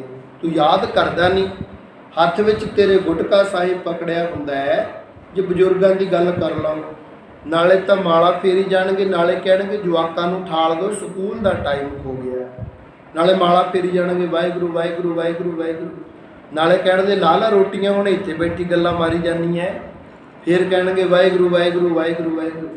अज मैनूं मिठी चाह ना दिओ, फिक्की दे दिओ, मेरे जलन हुंदी है। फिर वाहिगुरू वाहिगुरू वाहिगुरू वाहिगुरू। साध संगत साडा नितनेम तो इस तरह का हो रहेगा है, फिर भगवान का दीदार किद्दां होएगा। भजन असीं किते करदे हां, ध्यान साडा किते है, शरीर साडा किते, अंतरात्मा साडे किते, बाहर मुख बिरती किते तुरी फिरदी, अंतरमुख बिरती किते तुरी फिरदी, भगवान का दीदार किथे नहीं। साध संगत आश्चर्य रूपं, रूप न रेख न रंग किछ त्रिहु गुण ते प्रभ भिन्न। किन्हां नूं पता लगदा है, तिसै बुझाए नानका जिस होवै सो प्रसन्न। ओनू भगवान दिखूगा, दीदार होणगे। साध संगत जी, भगत नामदेव जी, जिन्हां नूं 72 वारी भगवान का दीदार हो गया। 72 वार प्रत्यक्ष रूप दे विच। कदे कुत्ता रोटी चक्की ली जाता, कहता भगवान रुखियां रोटियां किद्दां खाएगा, लिया चोपड़ के छका दिया। किते आए लत्तां दे विच संगल पा के नामदेव दे खूह च लटकाता समय दी सरकार ने। विच मगरमच्छ आए उपर नूं उठ उठ के आउंदा कि मैं तैनूं खा जावां। कहंदा भगवान तेरे सारे रूप मैं देखे ने, तू बहुत सोहना है, पर आ जिहड़ा तू मगरमच्छ बन के मैनूं खाना चाहुंदा है, ये तो मैनूं डर लगदा है। ये रूप तेरा मैनूं चंगा नहीं लग्या। इन्ना डरावना रूप थोड़ा हुंदा माता पिता का, तू तो खा जाएगा मैनूं। ये रूप नहीं, मगरमच्छ नूं भी शांत कर दिता साध संगत। इवें किवें अज जे आपां विचार करिए, अज श्रोमणी भगत कबीर जी महाराज जी का अवतार दिहाड़ा है, जन्म दिहाड़ा है। आप संगतां नूं श्रोमणी भगत कबीर जी महाराज जी के जन्म दिहाड़े दियां बहुत बहुत मुबारकां होण। ਸਾਧ ਸੰਗਤ ਜੀ, ਭਗਤ ਕਬੀਰ ਜੀ ਮਹਾਰਾਜ ਸ਼੍ਰੀ ਗੁਰੂ ਨਾਨਕ ਦੇਵ ਸੱਚੇ ਪਾਤਸ਼ਾਹ ਮਹਾਰਾਜ ਤੋਂ 71 ਸਾਲ ਪਹਿਲਾਂ ਹੋਏ ਨੇ ਇਸ ਸੰਸਾਰ ਤੇ। ਆਪ ਜੀਆਂ ਦਾ ਜਨਮ ਜਦੋਂ ਹੋਇਆ ਸੀ, ਮਾਤਾ ਆਪ ਜੀ ਨੂੰ ਤਲਾਬ ਦੇ ਕਿਨਾਰੇ ਰੱਖ ਕੇ ਚਲੀ ਗਈ ਸੀ। ਜੋ ਇਹਨਾਂ ਦੀ ਰੀਅਲ ਮਦਰ ਹੈ ਉਸ ਦਾ ਨਾਮ ਨਹੀਂ ਪਤਾ। ਇਹਨਾਂ ਨੂੰ ਨੀਰੂ ਤੇ ਨੀਮਾ, ਸਾਧ ਸੰਗਤ ਜੀ, ਨੀਰੂ ਉਸ ਜੁਲਾਹੇ ਦਾ ਨਾਮ ਹੈ, ਨੀਮਾ ਉਸ ਜੁਲਾਹੇ ਦੀ ਪਤਨੀ ਦਾ ਨਾਮ ਹੈ, ਜਿਨ੍ਹਾਂ ਨੇ ਭਗਤ ਕਬੀਰ ਜੀ ਨੂੰ ਉੱਥੋਂ ਚੁੱਕ ਲਿਆ ਅਤੇ ਪਾਲਣਾ ਕੀਤਾ। ਬੜੇ ਪ੍ਰੇਮ ਦੇ ਨਾਲ ਆਪਣਾ ਪੁੱਤਰ ਮੰਨ ਕੇ ਇਹਨੂੰ ਪਾਲਦੇ ਰਹੇ ਸੀ। ਤਾਂ ਹਿੰਦੂ ਪਰਿਵਾਰ, ਨੀਰੂ ਤੇ ਨੀਮਾ, ਉਹਨਾਂ ਦਾ ਨਾਮ ਵੀ ਕੁਝ ਹੋਰ ਸੀ, ਪਰ ਉਹ ਸਿਕੰਦਰ ਲੋਧੀ ਦਾ ਜੋ ਰਾਜ ਸੀ, ਧੱਕੇ ਦੇ ਨਾਲ ਹਿੰਦੂਆਂ ਨੂੰ ਵੱਢ ਕੇ, ਡਰਾ ਕੇ, ਕੁੱਟ ਕੇ, ਧਮਕਾ ਕੇ ਉਹਨਾਂ ਨੂੰ ਸਾਧ ਸੰਗਤ ਜੀ ਉਹ ਇਸਲਾਮ ਕਬੂਲ ਕਰਵਾ ਰਿਹਾ ਸੀ। ਉਹਨਾਂ ਨੇ ਇਸ ਕਰਕੇ ਭਗਤ ਕਬੀਰ ਜੀ ਦਾ ਨਾਮ ਕਬੀਰ ਰੱਖਿਆ। ਇਸਲਾਮਿਕ ਭਾਸ਼ਾ ਦੇ ਵਿੱਚ ਕਬੀਰ ਦਾ ਮਤਲਬ ਹੈ ਸਭ ਤੋਂ ਸ੍ਰੇਸ਼ਟ, ਸਭ ਤੋਂ ਵੱਡਾ, ਸਭ ਤੋਂ ਸ਼੍ਰੋਮਣੀ। ਕਬੀਰ ਦੇ ਅਰਥ ਨੇ ਬਹੁਤ ਵੱਡਾ, ਬਹੁਤ ਸ਼੍ਰੋਮਣੀ, ਬਹੁਤ ਸ੍ਰੇਸ਼ਟ। ਇਹਨਾਂ ਦਾ ਨਾਮ ਕਬੀਰ ਰੱਖਿਆ ਗਿਆ। ਬੜੇ ਪ੍ਰੇਮ ਦੇ ਨਾਲ ਇਸ ਬੱਚੇ ਦੀ ਪਾਲਣਾ ਪੋਸ਼ਣਾ ਹੋਈ। ਸਮਾਂ ਆਉਣ ਤੇ ਬੀਬੀ ਲੋਈ ਦੇ ਨਾਲ, ਮਾਤਾ ਲੋਈ ਜੀਆਂ ਦੇ ਨਾਲ ਇਹਨਾਂ ਦਾ ਵਿਆਹ ਕੀਤਾ ਗਿਆ। ਇਹਨਾਂ ਦੇ ਘਰ ਵਿੱਚ 2 ਬੱਚੇ ਪੈਦਾ ਹੋਏ। ਕਮਾਲਦੀਨ ਪੁੱਤਰ ਸੀ ਤੇ ਕਮਾਲੀ ਬੇਟੀ ਦਾ ਨਾਮ ਹੈ। ਸਾਧ ਸੰਗਤ, ਆਪ ਜੀਆਂ ਦੇ ਸ਼ੂਦਰ ਘਰਾਣੇ ਵਿੱਚ ਜਨਮ ਹੋਣ ਕਰਕੇ, ਜੁਲਾਹਿਆਂ ਦੇ ਘਰ ਦਾ ਜਨਮ ਹੋਣ ਕਰਕੇ ਦੁਨੀਆ ਵੀ ਕਹਿੰਦੀ ਸੀ, ਭਗਤ ਜੀ ਨੇ ਵੀ ਲਿਖ ਦਿੱਤਾ, ਜਾਤ ਜੁਲਾਕਾ ਮਤ ਕਾ ਧੀਰ, ਸਹਿਜ ਸਹਿਜ ਗੁਣ ਰਮੈ ਕਬੀਰ। ਬਲੇਕਾਰੀ ਇਸ ਜਾਤ ਕੋ ਜੈ ਜਪਿਓ ਸਿਰਜਣਹਾਰ, ਕਬੀਰ ਮੇਰੀ ਜਾਤ ਕੋ ਸਭ ਕੋ ਹਸਨੇ ਹਾਰ। ਬਲੇਕਾਰੀ ਇਸ ਜਾਤ ਕੋ ਜੈ ਜਪਿਓ ਸਿਰਜਣਹਾਰ। ਇਹਨਾਂ ਨੂੰ ਕਿਹਾ ਜਾਂਦਾ ਸੀ ਕਿ ਇਹਨਾਂ ਦੀ ਮੱਤ ਥੋੜੀ ਹੁੰਦੀ ਹੈ, ਘੱਟ ਮੱਤ ਹੁੰਦੀ ਹੈ, ਕਿਉਂਕਿ ਗਰੀਬ ਆਦਮੀ ਹੈ, ਉਹਨੂੰ ਕੁਝ ਵੀ ਕਿਹਾ ਜਾ ਸਕਦਾ ਹੈ। ਇਸ ਤਰੀਕੇ ਸਿਰ ਇਹਨਾਂ ਦੀ ਪਾਲਣਾ ਪੋਸ਼ਣਾ ਹੋਈ। ਜਦੋਂ ਫਿਰ ਗਰੀਬ ਤਬਕੇ ਨਾਲ ਸੰਬੰਧ ਰੱਖਣ ਵਾਲੇ ਸਨ ਤਾਂ ਸਾਧ ਸੰਗਤ ਜੀ ਇਹਨਾਂ ਨੂੰ ਗੁਰੂ ਧਾਰਨ ਕਰਨ ਦੀ ਬਹੁਤ ਜ਼ਿਆਦਾ ਜ਼ਰੂਰਤ ਸੀ। ਭਗਵਾਨ ਨੇ ਕਹਿਣਾ ਕੀਤਾ, ਤੂੰ ਨਾਮ ਮੇਰਾ ਬੜਾ ਜਪਦਾ ਹੈ, ਪਰ ਤੂੰ ਹਜੇ ਤੱਕ ਗੁਰੂ ਧਾਰਨਾ ਨਹੀਂ ਕੀਤੀ ਹੈ। ਗੁਰੂ ਧਾਰਨਾ ਕਰ, ਇਹ ਜ਼ਿਆਦਾ ਜ਼ਰੂਰੀ ਹੈ। ਸੰਸਾਰ ਦੀ ਰੀਤ ਹੈ, ਜਿੰਨੀ ਦੇਰ ਤੱਕ ਤੂੰ ਕਿਸੇ ਨੂੰ ਗੁਰੂ ਨਹੀਂ ਬਣਾਏਗਾ, ਤੇਰੀ ਭਗਤੀ ਪ੍ਰਵਾਨ ਨਹੀਂ ਹੈ। ਉਸ ਵੇਲੇ ਸਾਧ ਸੰਗਤ ਜੀ ਪੁੱਛਿਆ ਭਗਵਾਨ ਨੂੰ ਕਿੱਦਾਂ ਅਤੇ ਕਿਸ ਨੂੰ ਗੁਰੂ ਧਾਰਨ ਕਰਾਂ। ਕਹਿੰਦੇ ਇੱਥੋਂ ਦੇ ਸ੍ਰੇਸ਼ਟ ਪੰਡਤ ਹਨ ਸਵਾਮੀ ਰਾਮਾਨੰਦ ਮਹਾਰਾਜ। ਸਵੇਰੇ ਸਵੇਰੇ ਉੱਠ ਕੇ ਇੱਧਰੋਂ ਜਾਂਦੇ ਹਨ ਗੰਗਾ ਮਈਆ ਤੇ ਇਸ਼ਨਾਨ ਕਰਨ ਵਾਸਤੇ। ਬਨਾਰਸ ਕਾਸ਼ੀ ਦੀਆਂ ਗੱਲਾਂ ਨੇ ਭਾਈ ਇਹ। ਰਸਤੇ ਵਿੱਚ ਲੰਮਾ ਪੈ ਜਾਈ, ਜਦੋਂ ਤੇਰੇ ਕੋਲ ਦੀ ਲੰਘਣਗੇ ਉਹਨਾਂ ਤੋਂ ਨਾਮ ਦੀ ਪ੍ਰਾਪਤੀ ਕਰ ਲਈ। ਸਾਧ ਸੰਗਤ ਇਸ ਤਰ੍ਹਾਂ ਜਦੋਂ ਆਪ ਜੀ ਰਸਤੇ ਦੇ ਵਿੱਚ ਲੰਮੇ ਪੈ ਗਏ, ਸਵੇਰ ਦਾ ਸਮਾਂ ਹੈ। ਭਗਤਾਂ ਦਾ ਸਵੇਰ ਦਾ ਸਮਾਂ 12 ਵਜੇ ਤੋਂ 2 ਵਜੇ ਤੱਕ ਹੁੰਦਾ ਹੈ, 2-3 ਵਜੇ ਤੱਕ। ਆਮ ਲੋਕ 4 ਵਜੇ ਵੀ ਉੱਠਣਾ ਸ਼ੁਰੂ ਕਰ ਦਿੰਦੇ ਹਨ। ਜਿਨ੍ਹਾਂ ਤੇ ਕਲਯੁਗ ਦਾ ਪਹਿਰਾ ਹੁੰਦਾ ਹੈ ਉਹ 5, 6, 7 ਵਜੇ ਉੱਠਦੇ ਹੈ। ਜਿਨ੍ਹਾਂ ਤੇ ਦਲਿੱਦਰ ਦਾ ਪਹਿਰਾ ਹੁੰਦਾ ਉਹ ਫਿਰ ਸਾਧ ਸੰਗਤ ਜੀ 7 ਤੋਂ ਵੀ ਉੱਪਰ ਟਾਈਮ ਕਰ ਦਿੰਦੇ ਹਨ। ਉਹਨਾਂ ਦਾ ਇਸ਼ਨਾਨ ਵੀ ਇੰਨਾ ਸ੍ਰੇਸ਼ਟ ਨਹੀਂ, ਉਹਨਾਂ ਦਾ ਸਾਧ ਸੰਗਤ ਜੀ ਨਾਮ ਜਪਿਆ ਭਜਨ ਕੀਤਾ ਵੀ ਇੰਨਾ ਸ੍ਰੇਸ਼ਟ ਨਹੀਂ। ਜੇ ਕਿਤੇ ਅੰਮ੍ਰਿਤ ਵੇਲੇ ਉੱਠ ਕੇ ਭਜਨ ਕੀਤਾ ਜਾਏ, ਨਾਮ ਜਪਿਆ ਜਾਏ, ਅੰਮ੍ਰਿਤ ਵੇਲੇ ਦਾ ਜਾਗਣਾ। ਜੇ ਕੋਈ ਜਾਗੈ ਨਿਤ, ਇੱਕ ਵਧੇਂਦੀ ਆਰਜਾ, ਦੂਜਾ ਸਾਹਿਬ ਆਵੇ ਚਿੱਤ। ਜੇ ਇਸ ਤਰੀਕੇ ਸਿਰ ਭਜਨ ਕੀਤਾ ਜਾਵੇ, ਉਮਰ ਵੀ ਵੱਧ ਜਾਂਦੀ ਹੈ, ਦੁੱਖਾਂ ਦਾ ਵੀ ਨਾਸ਼ ਹੋ ਜਾਂਦਾ ਹੈ, ਮਨ ਸ਼ਾਂਤ ਰਹਿੰਦਾ ਹੈ। ਅੰਮ੍ਰਿਤ ਵੇਲਾ ਸੱਚ ਨਾਉ ਵਡਿਆਈ ਵਿਚਾਰ।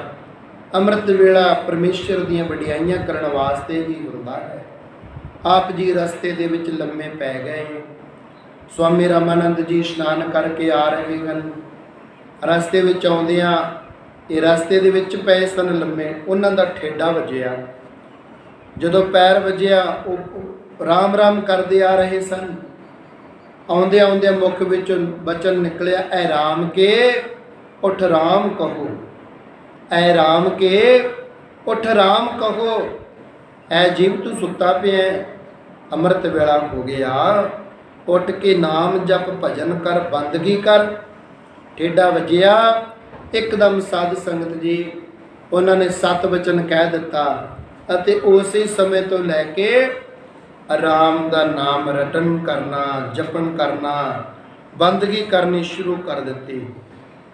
ਭਗਤੀ ਕਰਦੇ ਗਏ, ਨਾਮ ਜਪਦੇ ਗਏ। ਸੰਗਤ ਦੇ ਵਿੱਚ ਆਪ ਜੀ ਦਾ ਨਾਮ ਬੜਾ ਪ੍ਰਸਿੱਧ ਹੋ ਗਿਆ। ਰਿਆਸਤ ਰੀਵਾ ਦੇ ਵਿੱਚ ਕਬੀਰ ਜੀਆਂ ਦਾ ਧਰਮ ਬੜਾ ਚੱਲਿਆ। ਜੋ ਇਹਨਾਂ ਦਾ ਕਬੀਰ ਬੀਜਕ ਧਰਮ ਸੀ, ਉਹਦਾ ਨਾਮ ਲਿਖਿਆ ਕਬੀਰ ਬੀਜਕ। ਬੜਾ ਸ੍ਰੇਸ਼ਟ ਧਰਮ ਇਹਨਾਂ ਦਾ ਚੱਲਿਆ। ਬੜੀ ਤਕੜੀ ਗ੍ਰੰਥਾਵਲੀ ਇਹਨਾਂ ਦੀ, ਬੜੇ ਵਿਦਵਾਨ ਸੱਜਣ ਇਹਨਾਂ ਦੇ ਚਰਨ ਸ਼ਰਨ ਵਿੱਚ ਆਇਆ ਕਰਦੇ ਔਰ ਇਹ ਸਭਨਾਂ ਦੇ ਨਾਲ ਤਰਕ ਦੀ ਵਿਚਾਰ ਚਰਚਾ ਕਰਿਆ ਕਰਦੇ।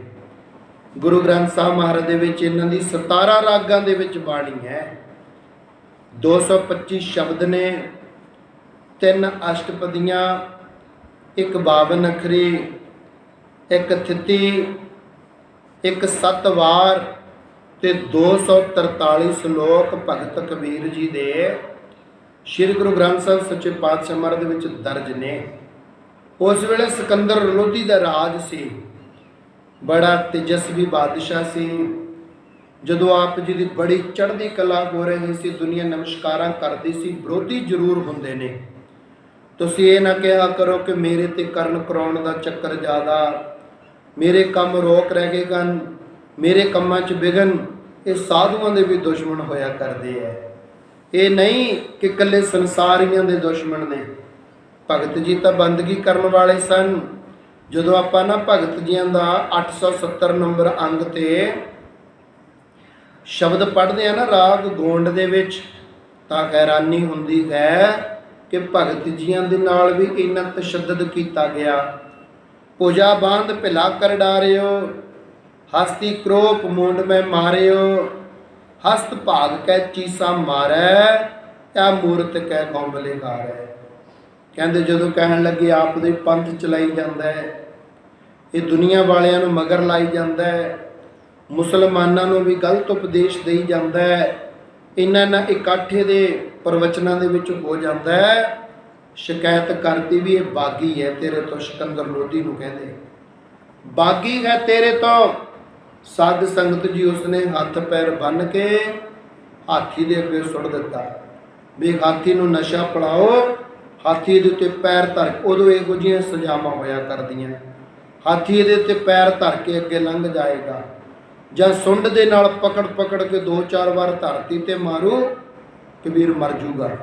ਇਸ ਤਰ੍ਹਾਂ ਸੋਚ ਕੇ ਪੂਜਾ ਬੰਦ ਭਿਲਾ ਕਰ ਡਾਰਿਓ, ਪੁਜਾਮਾ ਬੰਨ ਕੇ ਬਾਹਾਂ ਬੰਨ ਕੇ, ਹਸਤੀ ਕਰੋਪ ਮੂਡ ਮੈਂ ਮਾਰਿਓ, ਹਸਤ ਭਾਗ ਕੈ ਚੀਸਾ ਮਾਰੈ, ਇਹ ਮੂਰਤ ਕੈ ਖੋਬਲੇ ਗਾਰੈ।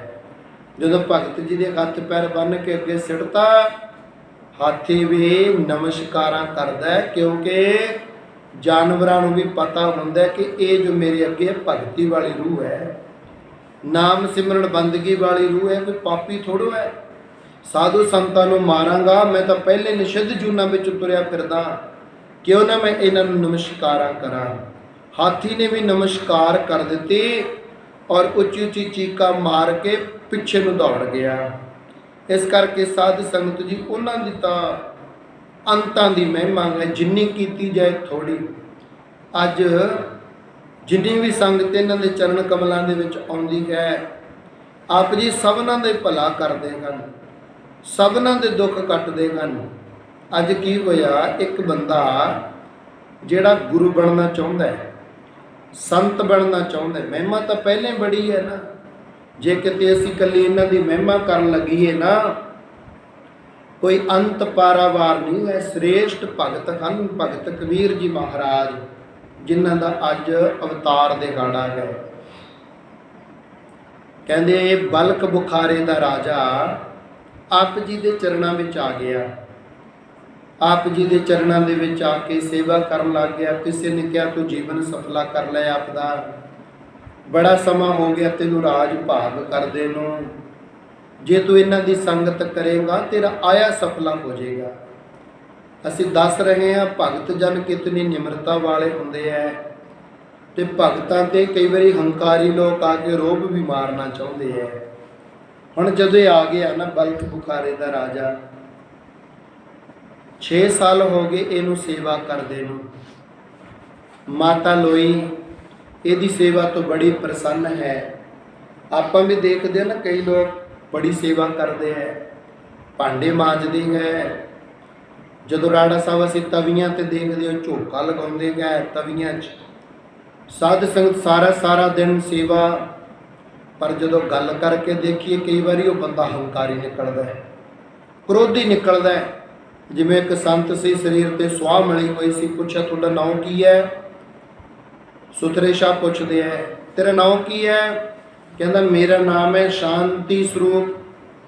ਕਹਿੰਦਾ ਜੀ ਸਤ ਵਚਨ। 2 ਮਿੰਟਾਂ ਬਾਅਦ ਕਹਿੰਦਾ ਮਹਾਰਾਜ ਆ ਤੁਹਾਡੇ ਪਿੰਡੇ ਤੇ ਕੀ ਮਿਲਿਆ ਹੋਇਆ ਹੈ? ਕਹਿੰਦਾ ਤੈਨੂੰ ਦੀਦਾ ਨਹੀਂ? ਰਾਖ ਮਿਲੀ ਹੈ ਵਿਭੂਤੀ। ਕਹਿੰਦਾ ਜੀ ਸਤ ਵਚਨ ਭੁੱਲ ਗਿਆ ਸੀ। ਕਹਿੰਦਾ ਮਹਾਰਾਜ ਇਹ ਜਿਹੜੀ ਰਾਖ ਵਿਭੂਤੀ ਤੁਸੀਂ ਸਰੀਰ ਤੇ ਮਲੀ ਹੈ, ਇਹ ਮੱਝ ਦੇ ਗੋਹੇ ਦੀਆਂ ਪਾਥੀਆਂ ਦੀ ਸੀ ਕਿ ਗਾਂ ਦੇ ਗੋਹੇ ਦੀਆਂ ਪਾਥੀਆਂ ਦੀ? ਉਹ ਕਹਿੰਦਾ ਕਿੰਨਾ ਬੇਹੂਦਾ ਸਵਾਲ ਕਰਦੇ ਹੋ, ਤੂੰ ਏਡੇ ਵੱਡੇ ਅਸੀਂ ਸੰਤ ਆ, ਤੈਨੂੰ ਗੱਲ ਨਹੀਂ ਕਰਨੀ ਆਉਂਦੀ? ਉਹ ਤੂੰ ਆਪਣੇ ਆਪ ਨੂੰ 6ਵੇਂ ਪਾਤਸ਼ਾਹ ਦਾ ਸਿੱਖ ਕਹਿੰਦਾ। ਕਹਿੰਦਾ ਦੱਸ ਦੋ ਮਰ, ਮੈਨੂੰ ਪਤਾ ਨਹੀਂ ਹੈ। ਕਹਿੰਦਾ ਇਹ ਗਾਵਾਂ ਦੇ ਗੋਹੇ ਦੀਆਂ ਪਾਥੀਆਂ ਦੀ ਸੁਆਹ ਬਣਾ ਕੇ ਉਹ ਵਿਭੂਤੀ ਸਰੀਰ ਤੇ ਲਗਾਈ ਹੈ। ਕਹਿੰਦੇ ਸਤ ਤੁਹਾਡਾ ਨਾਮ ਕੀ ਹੈ ਮਹਾਰਾਜ? ਉਹ ਕਹਿੰਦਾ ਤੈਨੂੰ ਦੱਸਿਆ ਤਾਂ ਸੀ, ਸ਼ਾਂਤੀ ਸਰੂਪ ਮੇਰਾ ਨਾਮ ਹੈ। ਉਹ ਕਹਿੰਦਾ ਜੀ ਸਤਿਵਚਨ। ਬਿੰਦਕ ਨੂੰ ਫੇਰ ਕਹਿਣ ਲੱਗਿਆ ਮਹਾਰਾਜ ਕਿਰਪਾ ਕਰਕੇ ਦੱਸਿਓ ਜਿਹੜੇ ਗੋਹੇ ਦੀਆਂ ਪਾਥੀਆਂ ਦੀ ਰਾਖ ਬਣਾ ਕੇ ਸਰੀਰ ਤੇ ਲਗਾਈ, ਇਹ ਕਾਲੀ ਗਾਂ ਸੀ ਕਿ ਚਿੱਟੀ ਗਾਂ ਸੀ? ਕਹਿੰਦਾ ਕਿੰਨਾ ਮੂਰਖ ਹੈ ਤੂੰ, ਤੈਨੂੰ ਨਹੀਂ ਪਤਾ ਕਿ ਜਦੋਂ ਗਾਂ ਦਾ ਗੋਬਰ ਕਹਿ ਦਿੱਤਾ ਤਾਂ ਬਸ ਸ੍ਰੇਸ਼ਟ ਹੈ? ਉਹ ਕਹਿੰਦਾ ਮਹਾਰਾਜ ਦੱਸ ਦਿਓ ਕਿਰਪਾ ਕਰਕੇ। ਉਹ ਕਹਿੰਦੇ ਚਿੱਟੀ ਗਾਂ ਦੇ ਗੋਬਰ ਦੀਆਂ ਪਾਥੀਆਂ ਦੀ ਰਾਖ ਬਣਾ ਕੇ ਸਰੀਰ ਤੇ ਮਲੀ। ਕਹਿੰਦਾ ਸਤ ਵਚਨ ਮਾਰ। ਮੈਂ ਭੁੱਲ ਗਿਆ ਤੁਹਾਡਾ ਨਾਮ ਕੀ ਸੀ? ਸਾਧ ਸੰਗਤ ਜੀ ਸੋਟੀ ਚੱਕ ਕੇ ਸੁਤਰੇ ਸ਼ਾਹ ਦੇ ਮਗਰ ਪੈ ਗਿਆ। ਕਹਿੰਦਾ ਮਹਾਰਾਜ ਤੁਸੀਂ ਤਾਂ ਕਹਿੰਦੇ ਤੁਹਾਡਾ ਨਾਮ ਸ਼ਾਂਤੀ ਸਰੂਪ ਹੈ, ਨਾਮ ਬਦਲ ਕੇ ਭਾਂਬੜ ਦਾਸ ਰੱਖ ਲਓ, ਤੁਹਾਡੇ 'ਚ ਸ਼ਾਂਤੀ ਕਿੱਥੇ? ਮੈਂ 2 ਵਾਰੀ ਤੁਹਾਡਾ ਨਾਮ ਕੀ ਪੁੱਛ ਲਿਆ, ਚੱਕ ਕੇ ਸੋਟੀ ਤੁਸੀਂ ਮੇਰੇ ਮਗਰ ਹੀ ਪੈ ਗਏ। ਮਹਾਰਾਜ ਤੁਹਾਡਾ ਨਾਮ ਸ਼ਾਂਤੀ ਸਰੂਪ ਨਹੀਂ ਹੈਗਾ, ਤੁਹਾਡਾ ਨਾਮ ਭਾਂਬੜ ਦਾਸ ਹੈ। ਇਸ ਕਰਕੇ ਅੱਜ ਕੱਲ੍ਹ ਜ਼ਮਾਨਾ ਕ੍ਰੋਧੀ ਬਹੁਤ ਹੈ ਨਾ ਸਾਧ ਸੰਗਤ। ਪਰ ਭਗਤ ਕਬੀਰ ਜੀ ਦਾ ਜੀਵਨ ਤੁਸੀਂ ਦੇਖਿਓ ਕੈਸਾ ਹੈ। ਭਗਤ ਕਬੀਰ ਜੀ ਮਹਾਰਾਜ ਉਹਦੇ ਤੋਂ ਸੇਵਾ ਕਰਵਾ ਰਹੇ ਹਨ। ਮਾਤਾ ਜੀ ਪ੍ਰਸੰਨ ਹੋ ਗਏ। ਮਾਤਾ ਜੀ ਕਹਿੰਦੇ ਪਤੀ ਪਰਮੇਸ਼ਰ ਆ ਦੇਖੋ ਬਲਖ ਬੁਖਾਰੇ ਦਾ ਰਾਜਾ ਆਪਣੇ ਪਾਸ ਕਿੰਨੀ ਸ੍ਰੇਸ਼ਟ ਸੇਵਾ ਕਰਦਾ ਹੈ, ਕਿਰਪਾ ਕਰਕੇ ਉਹਨੂੰ ਨਾਮਦਾਨ ਦੇ ਦਿਓ, ਸਿਮਰਨ ਬਖਸ਼ ਦਿਓ, ਜਾਓ ਆਪਦੇ ਘਰੇ ਜਾ ਕੇ ਭਗਤੀ ਕਰੂਗਾ। ਬੜਾ ਸਮਾਂ ਹੋ ਗਿਆ, 6 ਸਾਲ ਹੋਏ ਘਰ ਛੱਡੇ ਨੂੰ। ਕਹਿੰਦੇ ਲੋਈ ਇਹ ਦੁਨੀਆ ਕੁਛ ਐਸੀ ਹੈ, ਦਿਖਾਉਂਦੀ ਕੁਛ ਹੋਰ ਹੈ ਤੇ ਕਰਦੀ ਕੁਛ ਹੋਰ ਹੈ। ਤੇ ਦੁਨੀਆ ਤੇ ਬਹੁਤਾ ਭਰੋਸਾ ਨਹੀਂ ਕਰਿਆ ਕਰਦੇ। ਇਹ ਜਿਹੜੀ ਦੁਨੀਆ ਹੈ ਨਾ, ਇਹ ਦੁਨੀਆ ਕੁਛ ਹੋਰ ਹੈ, ਦਿਖਦੀ ਕੁਛ ਹੋਰ ਹੈ, ਹਾਥੀ ਦੇ ਦੰਦਾਂ ਵਾਲਾ ਕੰਮ ਹੈ। ਕਹਿੰਦੀ ਮਹਾਰਾਜ ਦੇਖੋ ਤੁਸੀਂ ਦਿਨ ਰਾਤ ਮਰ ਕੇ ਸੇਵਾ ਕਰਦਾ ਹੋਵੇ ਬਲਖ ਬੁਖਾਰੇ ਦਾ ਰਾਜਾ, ਤੇ ਇੱਥੇ ਝਾੜੂ ਮਾਰਦਾ ਫਿਰੇ, ਕੂੜਾ ਕਰਕਟ ਚੱਕਦਾ ਫਿਰੇ, ਭਾਂਡੇ ਮਾਂਜਦਾ ਫਿਰੇ, ਲੋਕਾਂ ਦੀਆਂ ਜੁੱਤੀਆਂ ਸਾਫ਼ ਕਰਦਾ ਫਿਰੇ, ਦੇ ਦਿਓ ਨਾਮ ਮਹਾਰਾਜ ਦੇ ਦਿਓ। ਕਹਿੰਦੇ ਲੋਈ ਜਦੋਂ ਆਪਾਂ 2 ਪੈਸੇ ਦਾ ਦੁੱਧ ਲੈਣ ਜਾਂਦੇ ਆ ਨਾ, ਬਰਤਨ ਨੂੰ ਚੰਗੇ ਤਰੀਕੇ ਨਾਲ ਮਾਂਜਦੇ ਆ, ਫਿਰ ਉਹਦੇ ਵਿੱਚ ਦੁੱਧ ਪਾਉਂਦੇ ਆ ਆਪਾਂ। ਜੇ ਦੁੱਧ ਪਾਉਣ ਤੋਂ ਪਹਿਲਾਂ ਬਰਤਨ 'ਚ ਖਟਿਆਈ ਧੰਦਿਆਈ ਰਹਿ ਜਾਵੇ ਨਾ, ਦੁੱਧ ਖਰਾਬ ਹੋ ਜਾਂਦਾ ਹੈ। ਕਹਿੰਦੇ ਹਾਂ ਮਹਾਰਾਜ। ਕਹਿੰਦੇ ਜੇ ਤੂੰ ਕਹੇ ਤਾਂ ਅਸੀਂ ਫਿਰ ਪਰਖ ਕੇ ਦੇਖੀਏ, ਕਸੌਟੀ ਲਗਾ ਕੇ ਦੇਖੀਏ ਆਪਾਂ। ਕਬੀਰ ਕਸੌਟੀ ਰਾਮ ਕੀ ਝੂਠਾ ਟਿਕੇ ਨਾ ਕੋਏ। ਇਹ ਫਿਰ ਜਦੋਂ ਰਾਮ ਕਸੌਟੀ ਲੱਗਦੀ ਹੈ ਨਾ, ਕੋਈ ਟਿਕਦਾ ਹੁੰਦਾ, ਸਾਰੇ ਨਹੀਂ ਟਿਕਦੇ। ਲੋਈਏ ਜੇ ਤੂੰ ਕਵੇਂ ਤਾਂ ਲਾਈਏ ਕਸੌਟੀ। ਕਹਿੰਦੀ ਲਾ ਲਓ ਮਹਾਰਾਜ। ਕਹਿੰਦੇ ਲੈ ਫਿਰ ਸੁਣੀ ਹੁਣ ਧਿਆਨ ਨਾਲ। ਰਾਜਾ ਕੁਟੀਆ ਚੋਂ ਬਾਹਰ ਨਿਕਲਦਾ ਹੈ। ਭਗਤ ਜੀ ਮਹਾਰਾਜ ਸਾਰੀ ਕੁਟੀਆ ਦੀ ਸਾਫ ਸਫਾਈ ਕਰਕੇ ਇੱਕ ਟੋਕਰਾ ਕੂੜੇ ਦਾ ਭਰ ਕੇ ਕੁਟੀਆ ਦੇ ਉੱਪਰਲੇ ਪਾਸੇ ਖੜ ਜਾਂਦੇ ਆ। ਜਦੋਂ ਇਹ ਅੰਦਰੋਂ ਬਾਹਰ ਨਿਕਲਿਆ, ਲੋਈ ਕੋਲ ਖੜੀ ਸੁਣਦੀ ਹੈ, ਮਾਤਾ ਲੋਈ ਜੀ। ਭਗਤ ਜੀ ਮਹਾਰਾਜ ਨੇ ਇਹ ਭਰੀ ਭਰਾਈ ਕੂੜੇ ਦੀ ਟੋਕਰੀ ਉਹਦੇ ਸਿਰ ਵਿੱਚ ਡੋਲਤੀ ਜਦੋਂ ਅੰਦਰੋਂ ਬਾਹਰ ਨਿਕਲ ਰਿਹਾ ਸੀ। ਉਹ ਭਾਂਬੜਦਾਸ ਵਾਲਾ ਬਚਨ ਯਾਦ ਰੱਖਿਓ। ਕੂੜੇ ਦੀ ਟੋਕਰੀ ਉਹਦੇ ਸਿਰ ਦੇ ਉੱਤੇ ਢੇਰੀ ਕਰ ਦਿੱਤੀ। ਆਪ ਜੀ ਪਿੱਛੇ ਹਟ ਗਏ। ਉੱਪਰ ਨੂੰ ਮੂੰਹ ਕਰਕੇ ਕਹਿੰਦਾ, ਮਾਤਾ ਲੋਈ ਸੁਣਦੀ ਹੈ, ਉੱਪਰ ਨੂੰ ਮੂੰਹ ਕਰਕੇ ਕਹਿੰਦਾ, ਉਹ ਮੇਰੇ ਸਿਰ ਵਿੱਚ ਕੂੜਾ ਪਾਉਣ ਵਾਲਿਆ, ਮੈਂ ਹਾਂ ਹੀ ਸਾਧ ਦੇ ਡੇਰੇ ਤਾਂ ਨਹੀਂ ਮੈਂ ਕੁਛ ਕਰ ਸਕਦਾ। ਜੇ ਹੁੰਦਾ ਨਾ ਬਲਕ ਬੁਖਾਰੇ, ਤੇਰੇ ਇੰਨੇ ਟੋਟੇ ਕਰਕੇ ਕੁੱਤਿਆਂ ਨੂੰ ਪਾ ਦਿੰਦਾ। ਹਾਂ ਹੀ ਸਾਧ ਦੇ ਡੇਰੇ 'ਚ ਮੈਂ ਕਰ ਹੀ ਨਹੀਂ ਸਕਦਾ ਕੁਛ। ਲੋਈ ਕਹਿੰਦੀ ਕਮਾਲ ਹੋ ਗਈ, ਇੰਨੀ ਸੇਵਾ ਤੇ ਅੰਦਰ ਭਾਂਬੜਦਾਸ, ਅੰਦਰ ਇੰਨੀ ਨਫ਼ਰਤ, ਇੰਨੀ ਈਰਖਾ, ਇੰਨਾ ਕ੍ਰੋਧ, ਨਾਲੇ ਸੇਵਾ ਕਰਦਾ ਨਾਲੇ ਕ੍ਰੋਧੀ ਹੋਇਆ ਪਿਆ। ਗੁਰੂ ਲੋਕ ਕਸੌਟੀਆਂ ਲਾਉਂਦੇ ਹੁੰਦੇ ਆ, ਕਈ ਐਸੇ ਬਚਨ ਬੋਲਦੇ ਹੁੰਦੇ ਆ, ਜੀਵ ਨੂੰ ਲੱਗਦਾ ਵੀ ਮੇਰਾ ਤਾਂ ਦਿਲ ਹੀ ਤੋੜਤਾ। ਕਸੌਟੀ ਲਾਉਂਦੇ ਹੁੰਦੇ ਨੇ ਗੁਰੂ ਲੋਕ, ਪਰ ਇਹ ਚੀਜ਼ ਨੂੰ 1% ਲੋਕ ਸਮਝਦੇ ਨੇ, 99% ਲੋਕ ਗੁਰੂ ਨਾਲੋਂ ਟੁੱਟ ਜਾਂਦੇ ਨੇ ਜਦੋਂ ਗੁਰੂ ਕਸੌਟੀ ਲਾਉਂਦਾ ਹੈ। ਇਹ ਬਚਨ ਸਾਡਾ ਸਾਰੀ ਜ਼ਿੰਦਗੀ ਯਾਦ ਰੱਖਿਓ। 80,000 ਦਾ ਇਕੱਠ ਹੈ। ਗੁਰੂ ਗੋਬਿੰਦ ਸਿੰਘ ਮਿਆਨ ਚੋਂ ਕਿਰਪਾਨ ਕੱਢ ਕੇ ਜਦੋਂ ਸਟੇਜ ਦੇ ਉੱਪਰ ਲਹਿਰਾਉਂਦੇ ਨੇ, ਜਦੋਂ ਕਹਿੰਦੇ ਨੇ ਮੈਨੂੰ ਇੱਕ ਸਿਰ ਚਾਹੀਦਾ, ਜਦੋਂ ਬਚਨ ਕਰਦੇ ਨੇ ਨਾ ਮੈਨੂੰ ਇੱਕ ਸਿਰ ਚਾਹੀਦਾ, 80,000 ਦੇ ਵਿੱਚੋਂ ਸਾਧ ਸੰਗਤ ਜੀ ਉੱਠ ਕੇ ਭੱਜਣ ਵਾਲੇ ਤੁਸੀਂ ਦੇਖੋ ਕਿੰਨੇ ਨੇ, ਤੇ ਸਿਰ ਦੇਣ ਵਾਲਾ ਇੱਕੋ ਹੀ ਹੈ। ਗੁਰੂ ਕਸੌਟੀ ਲਾਉਂਦਾ ਹੁੰਦਾ ਹੈ। ਜਦੋਂ ਗੁਰੂ ਨਾਨਕ ਦੇਵ ਜੀ ਨੇ ਕਿਹਾ ਸੀ ਮੁਰਦਾ ਖਾ, ਸਤਿਗੁਰਾਂ ਦੇ ਸਪੁੱਤਰ ਸ੍ਰੀ ਗੁਰੂ ਨਾਨਕ ਦੇਵ ਜੀਆਂ ਦੇ ਸ਼੍ਰੀ ਚੰਦ, ਭਗਵਾਨ ਸ਼੍ਰੀ ਚੰਦ ਵਰਗੇ, ਉਹ ਵੀ ਪਿੱਛੇ ਲੁੱਕ ਕੇ ਖੜ ਗਏ ਸੀ। ਭਾਈ ਸਧਾਰਨ ਵਰਗੇ, ਉਹ ਵੀ ਪਿੱਛੇ ਲੁੱਕ ਕੇ ਖੜ ਗਏ ਸੀ। ਇੱਕੋ ਇੱਕ ਭਾਈ ਲਹਿਣਾ ਚਰਨਾਂ ਦੇ ਵਿੱਚ ਬੈਠਾ। ਸਤਿਗੁਰਾਂ ਨੇ ਜ਼ੋਰ ਨਾਲ ਉਹਦੀ ਢੂਹੀ ਵਿੱਚ ਸੋਟੀ ਮਾਰੀ। ਕਹਿੰਦੇ ਤੂੰ ਇੱਥੇ ਕੀ ਕਰਦਾ, ਦੌੜ ਜਾ ਇੱਥੋਂ। ਕਹਿੰਦਾ ਮੈਂ ਹੁਕਮ ਮੰਨਣ ਵਾਸਤੇ ਆਇਆ। ਕਹਿੰਦੇ ਜੇ ਹੁਕਮ ਮੰਨਣ ਆਇਆ ਆ ਤੈਨੂੰ ਦੀਨਾ ਕੀ ਪਿਆ ਸਾਡੇ ਅੱਗੇ? ਕਹਿੰਦੇ ਜੀ ਮੁਰਦਾ।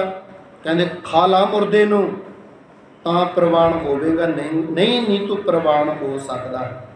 ਸਾਧ ਸੰਗਤ ਜੀ ਕਹਿੰਦੇ ਸਤ ਵਚਨ ਹੁਕਮ ਕਰੋ ਕਿੱਧਰੋਂ ਖਾਵਾਂ। ਇੰਨੀ ਦੁਨੀਆ ਛੱਡ ਕੇ ਚਲੀ ਗਈ ਤੇ 1% ਪਾਸ ਹੋਏ। ਇਹ ਮੈਂ ਕਿਵੇਂ ਅਸੀਂ ਬਚਨ ਕਰਦੇ? ਗੁਰੂ ਕਸੌਟੀ ਜ਼ਰੂਰ ਲਾਉਂਦਾ ਹੁੰਦਾ ਹੈ। ਤੇ ਸਾਡਾ ਮਨ ਇੰਨਾ, ਮਨ ਖੁੱਟ ਕਰ ਤੇਰਾ ਨਹੀਂ ਵਿਸਾਸ ਤੂੰ ਮਹਾ ਉਦਮਾਦਾ। ਇਹ ਮਨ ਜਿਹੜਾ ਹੈ ਨਾ ਇੰਨਾ ਸਾਡਾ ਵਿਗੜਿਆ ਹੋਇਆ। ਸਾਡੇ 10 ਕਾਰਜ ਸਵਰ ਜਾਣ, ਇੱਕ ਕਾਰਜ ਨਾ ਸਵਰੇ। ਅਸੀਂ 10 ਭੁਲਾ ਕੇ ਇੱਕ ਕੰਮ ਅੱਗੇ ਰੱਖ ਕੇ ਗੁਰੂ ਨੂੰ ਛੱਡ ਦਿੰਦੇ ਹਾਂ। ਇਹ ਵੀ ਬਚਨ ਸਾਡਾ ਸਾਰੀ ਜ਼ਿੰਦਗੀ ਯਾਦ ਰੱਖਿਓ। ਇੱਕ ਕਸੌਟੀ ਹੁੰਦੀ ਹੈ। ਹੁਣ ਜੇ ਤੁਸੀਂ ਸਾਰਾ ਦਿਨ ਸੁਖਮਨੀ ਸਾਹਿਬ ਦੇ ਪਾਠ ਕਰਦੇ ਹੋ, ਸੁਣਦੇ ਹੋ, ਇੱਕ ਲਫ਼ਜ਼ ਤੁਹਾਡੇ ਯਾਦ ਨਹੀਂ ਹੈ, ਏਕ ਪੀ ਨਾ ਦੇ 10 ਪੀ ਹਿਰ ਲੈ, ਹਿਰ ਮੈਨੇ ਖੋ ਲੈਣਾ। ਕਈ ਪੜ੍ਹਨ ਵਾਲੇ ਹਰ ਲਈ ਕਹੀ ਜਾਂਦੇ ਆ, ਹਿਰ ਲੈ, ਹਿਰ ਮੈਨੇ ਖੋਣਾ, ਹਰ ਮੈਨੇ ਵਾਹਿਗੁਰੂ ਹੁੰਦਾ। ਏਕ ਪੀ ਨਾ ਦੇ, ਇੱਕ ਵਸਤੂ ਵੀ ਤੈਨੂੰ ਦਵੇ ਨਾ, ਜਿਹੜੀਆਂ ਤੈਨੂੰ 10 ਦਿੱਤੀਆਂ ਹੋਈਆਂ ਨੇ ਉਹ ਵੀ ਵਾਹਿਗੁਰੂ ਖੋਲਵੇ। ਤੋ ਮੂੜਾ ਕੋ ਕਹਾਂ ਕਰਿਓ, ਮੂਰਖਾ ਤੂੰ ਕੀ ਕਰ ਲੇਗਾ ਵਾਹਿਗੁਰੂ ਦਾ, ਕੀ ਵਿਗਾੜ ਲੇਗਾ ਤੂੰ ਵਾਹਿਗੁਰੂ ਦਾ। ਏਕ ਪੀ ਨਾ ਦੇ 10 ਪੀ ਹਿਰ ਲੈ, ਤੋ ਮੂੜਾ ਕੋ ਕਹਾਂ ਕਰੇ। ਇਸ ਕਰਕੇ ਜਿਸ ਠਾਕੁਰ ਸਿਓ ਨਾਹੀ ਚਾਰਾ, ਤਾਂ ਕੋ ਕੀਜੈ ਸਾਧ ਨਮਸਕਾਰਾ। ਜਿਸ ਵਾਹਿਗੁਰੂ ਦੇ ਅੱਗੇ ਸਾਡਾ ਹੁਕਮ ਨਹੀਂ ਨਾ ਚੱਲਦਾ, ਉਹਦੇ ਅੱਗੇ ਹੱਥ ਜੋੜਨੇ, ਸਿਰ ਨੀਵਾਂ ਕਰਨਾ, ਅਰਦਾਸ ਬੇਨਤੀ ਕਰਨੀ ਹੀ ਬਣਦੀ ਹੈ। ਇਸ ਕਰਕੇ ਜਦੋਂ ਪਾਇਆ ਕੂੜਾ ਉਹਦੇ ਸਿਰ ਦੇ ਵਿੱਚ, ਸਾਧ ਸੰਗਤ ਮਾਤਾ ਲੋਈ ਮੁਖ ਤੇ ਹੱਥ ਧਰ ਕੇ ਕਹਿੰਦੀ ਕਮਾਲ ਹੋ ਗਈ, ਲੋੜਾ ਹੀ ਆ ਗਿਆ। ਐਸੇ ਬਚਨ ਕਹਿੰਦਾ ਹਾਂ ਹੀ ਸਾਧ ਦੇ ਡੇਰੇ ਹੁੰਦਾ ਨਾ ਮੈਂ ਜੇ ਕਿਤੇ ਆਪ ਦੇ ਬਲਕ ਬੁਖਾਰੇ, ਤੇ ਤੂੰ ਮੇਰੇ ਮੇਰੇ ਚੋਲੇ ਨੂੰ ਤੂੰ ਮਿੱਟੀ ਲਾ ਵੀ ਦਿੰਦਾ, ਉਹ ਐ ਇੱਕ ਤੁਬਕਾ ਜਾਂ ਇੱਕ ਤੂੰ ਗਰਦਾ ਜਾਂ ਇੱਕ ਤੂੰ ਟੱਚ ਵੀ ਕਰ ਦਿੰਦਾ, ਤੂੰ ਥੋੜੀ ਜਿਹੀ ਮਿੱਟੀ ਘੱਟਾ ਮੇਰੇ ਚੋਲੇ ਨੂੰ ਲਗਾ ਦਿੰਦਾ, ਤੇਰੇ ਇੰਨੇ ਇੰਨੇ ਟੋਟੇ ਕਰਕੇ ਕੁੱਤਿਆਂ ਨੂੰ ਪਾ ਦਿੰਦਾ। ਤੇ ਜਿਹਨੂੰ ਕਹਿ ਰਹੇਗਾ ਉਹ ਹੈ ਗੁਰੂ, ਉਹ ਗੁਰੂ ਉੱਪਰ ਖੜਾ, ਉਹ ਕਸੌਟੀ ਲਾ ਰਹੇਗਾ, ਤੇ ਜਿਹਦੇ ਤੇ ਲਾ ਰਿਹਾ ਉਹ ਗੁਰੂ ਨੂੰ ਇੰਨੀ ਭੱਦੀ ਸ਼ਬਦਾਵਲੀ ਵਰਤ ਰਹੇਗਾ। ਲੋਈ ਨੇ ਮੁੱਖ ਤੇ ਵਸਤਰ ਰੱਖ ਲਿਆ, ਉਦਾਸ ਹੋ ਕੇ ਚਲੀ ਗਈ। ਭਗਤ ਜੀ ਮਹਾਰਾਜ ਥੱਲੇ ਉਤਰੇ, ਆ ਕੇ ਕਹਿੰਦੇ ਲੋਈਏ ਦੇਖ ਲਿਆ, ਅਸੀਂ ਕਸੌਟੀ ਲਾਈ ਸੀ ਉਹਦੇ ਤੇ, ਦੇਖ ਲਿਆ ਤੈਂ, ਹੁਣ ਜੇ ਤੂੰ ਕਵੇਂ ਦੇ ਦਈਏ ਨਾਮ, ਕਹਿੰਦੀ ਨਾ ਮਹਾਰਾਜ ਇਹ ਨਾਮ ਦੇ ਯੋਗ ਨਹੀਂ ਹੈ, ਇਹਨੂੰ ਤਾਂ ਗੁਰੂ ਨੂੰ ਬੋਲਣਾ ਨਹੀਂ ਆਉਂਦਾ, ਗੁਰੂ ਦਾ ਸਤਿਕਾਰ ਨਹੀਂ ਕਰਨਾ ਆਉਂਦਾ, ਇਹਨੂੰ ਨਹੀਂ ਨਾਮਦਾਨ ਦੇਣਾ, ਹਜੇ ਇਹਦੇ ਤੋਂ ਹੋਰ ਸੰਗਤਾਂ ਦੇ ਜੋੜੇ ਸਾਫ਼ ਕਰਵਾਓ, ਹੋਰ ਭਾਂਡੇ ਮਜਵਾਓ, ਹੋਰ ਪੱਤਲਾਂ ਦੀ ਸੇਵਾ ਕਰਵਾਓ, ਹੋਰ ਝਾੜੂ ਮਰਵਾਓ, ਤਾਂ ਕਿ ਇਹਦੇ ਮਨ ਵਿੱਚ ਵੀ ਝਾੜੂ ਵੱਜ ਕੇ ਗੰਦਗੀ ਨਿਕਲ ਜਾਏ। ਸਾਧ ਸੰਗਤ ਫਿਰ 6 ਸਾਲ ਲੰਘ ਗਏ। ਐਸੇ 6 ਸਾਲ ਲੰਘੇ, ਬਚਨ ਸੁਣਦਾ ਗਿਆ, ਸੇਵਾ ਕਰਦਾ ਗਿਆ, ਮਨ ਸਾਫ਼ ਹੁੰਦਾ ਗਿਆ। ਅੱਜ ਫੇਰ ਮਾਤਾ ਕਹਿੰਦੀ ਮਹਾਰਾਜ ਅੱਜ 12 ਸਾਲ ਹੋ ਗਏ, ਕਿਰਪਾ ਕਰ ਦਿਓ ਮਹਾਰਾਜ, ਹੁਣ ਤਾਂ ਨਾਮਦਾਨ ਦੇ ਦਿਓ। ਮਹਾਰਾਜ ਕਹਿੰਦੇ ਉਹੀ ਕਸੌਟੀ ਫੇਰ ਲਾਵਾਂਗੇ। ਛੰਨ ਰਾਹ ਤੇ ਪਾਉਣੀ ਸੌਖੀ ਹੈ, ਬਖਸ਼ੀਸ਼ ਕਰਾਉਣੀ ਔਖੀ ਹੈ, ਪ੍ਰੀਤ ਲਗਾਉਣੀ ਸੌਖੀ ਹੈ, ਪਰ ਤੋੜ ਨਿਭਾਉਣੀ ਔਖੀ ਹੈ। ਸ਼੍ਰੀਮਾਨ ਸੰਤ ਬਾਬਾ ਬਲਵੰਤ ਸਿੰਘ ਜੀ ਮਹਾਰਾਜ ਸਿੱਧਸਰ ਸਿਉੜਾ ਸਾਹਿਬ ਵਾਲਿਆਂ ਦੀ ਅੱਜ ਬਰਸੀ ਵੀ ਹੈ। ਉਹ ਇਹ ਬਚਨ ਕਰਿਆ ਕਰਦੇ ਸਨ ਮਹਾਰਾਜ ਜੀ, ਅਕਸਰ ਇਹ ਬਚਨ ਕਰਿਆ ਕਰਦੇ ਸਨ ਕਿ ਪ੍ਰੀਤਾਂ ਪਾਉਣ ਵਾਲੇ ਤਾਂ ਬੜੇ ਮਿਲ ਜਾਂਦੇ ਐ, ਪਰ ਨਿਭਾਉਣ ਵਾਲਾ ਕੋਈ ਕੋਈ ਹੁੰਦਾ ਹੈ। ਸਾਰੇ ਨਿਭਾ ਨਹੀਂ ਸਕਦੇ, ਸਾਰੇ ਇਸ ਪ੍ਰੀਤ ਦੇ ਪੇਪਰਾਂ 'ਚੋਂ ਪਾਸ ਨਹੀਂ ਹੋ ਸਕਦੇ। ਸਾਧ ਸੰਗਤ ਕਹਿੰਦੇ ਆ ਜਾ, ਫੇਰ ਉਹੀ ਕਸੌਟੀ ਹੈ। ਭਗਤ ਜੀ ਮਹਾਰਾਜ ਉੱਪਰ ਖੜ ਗਏ। ਹੁਣ ਮਾਤਾ ਲੋਈ, ਮਾਵਾਂ ਦਾ ਹਿਰਦਾ ਬੜਾ ਵੇਵਲ ਵੀ ਹੋ ਜਾਂਦਾ, ਮਮਤਾ ਭਰਪੂਰ ਹੁੰਦਾ, ਮਨ ਉਦਾਸ ਵੀ ਹੈ ਕਿ 12 ਸਾਲ ਹੋ ਗਏ ਇਹਨੂੰ। ਸਿਉੜੇ ਵਾਲੇ ਮਹਾਰਾਜ ਕਹਿੰਦੇ ਹੁੰਦੇ 12 ਸਾਲ ਰਹੇ ਸੰਤ ਕੀ ਟੋਲੀ, ਫੇਰ ਆਵੇ ਸੰਤਨ ਕੀ ਬੋਲੀ। ਇੱਕ ਦਿਨ ਸੰਤਾਂ ਨਾਲ ਰਹਿ ਕੇ ਸੰਤ ਨਹੀਂ ਬਣਿਆ ਜਾਂਦਾ ਹੁੰਦਾ, 12 ਸਾਲ ਲੱਗਦੇ ਐ। ਸਾਧੂਆਂ ਦੀ ਸੰਗਤ ਕਰ ਕਰਕੇ, ਉਹਨਾਂ ਦੇ ਪ੍ਰਵਚਨ ਸੁਣ ਸੁਣ ਕੇ, ਉਹਨਾਂ ਦੇ ਜੀਵਨ ਤੋਂ ਜੀਵਨ ਦੀਆਂ ਜਾਂਚਾਂ ਸਿੱਖੀਆਂ ਜਾਂਦੀਆਂ ਨੇ, ਫਿਰ ਕਿਤੇ ਜਾ ਕੇ ਸਾਧੂ ਬਣਿਆ ਜਾਂਦਾ ਹੈ। ਸਾਧ ਸੰਗਤ ਹੁਣ ਕੀ ਬਣਿਆ, ਗਰਦੇ ਦੀ ਮਿੱਟੀ ਦੀ ਕੱਟੇ ਦੀ ਟੋਕਰੀ ਭਰ ਕੇ ਭਗਤ ਜੀ ਮਹਾਰਾਜ ਫਿਰ ਉੱਪਰ ਚਲੇ ਗਏ।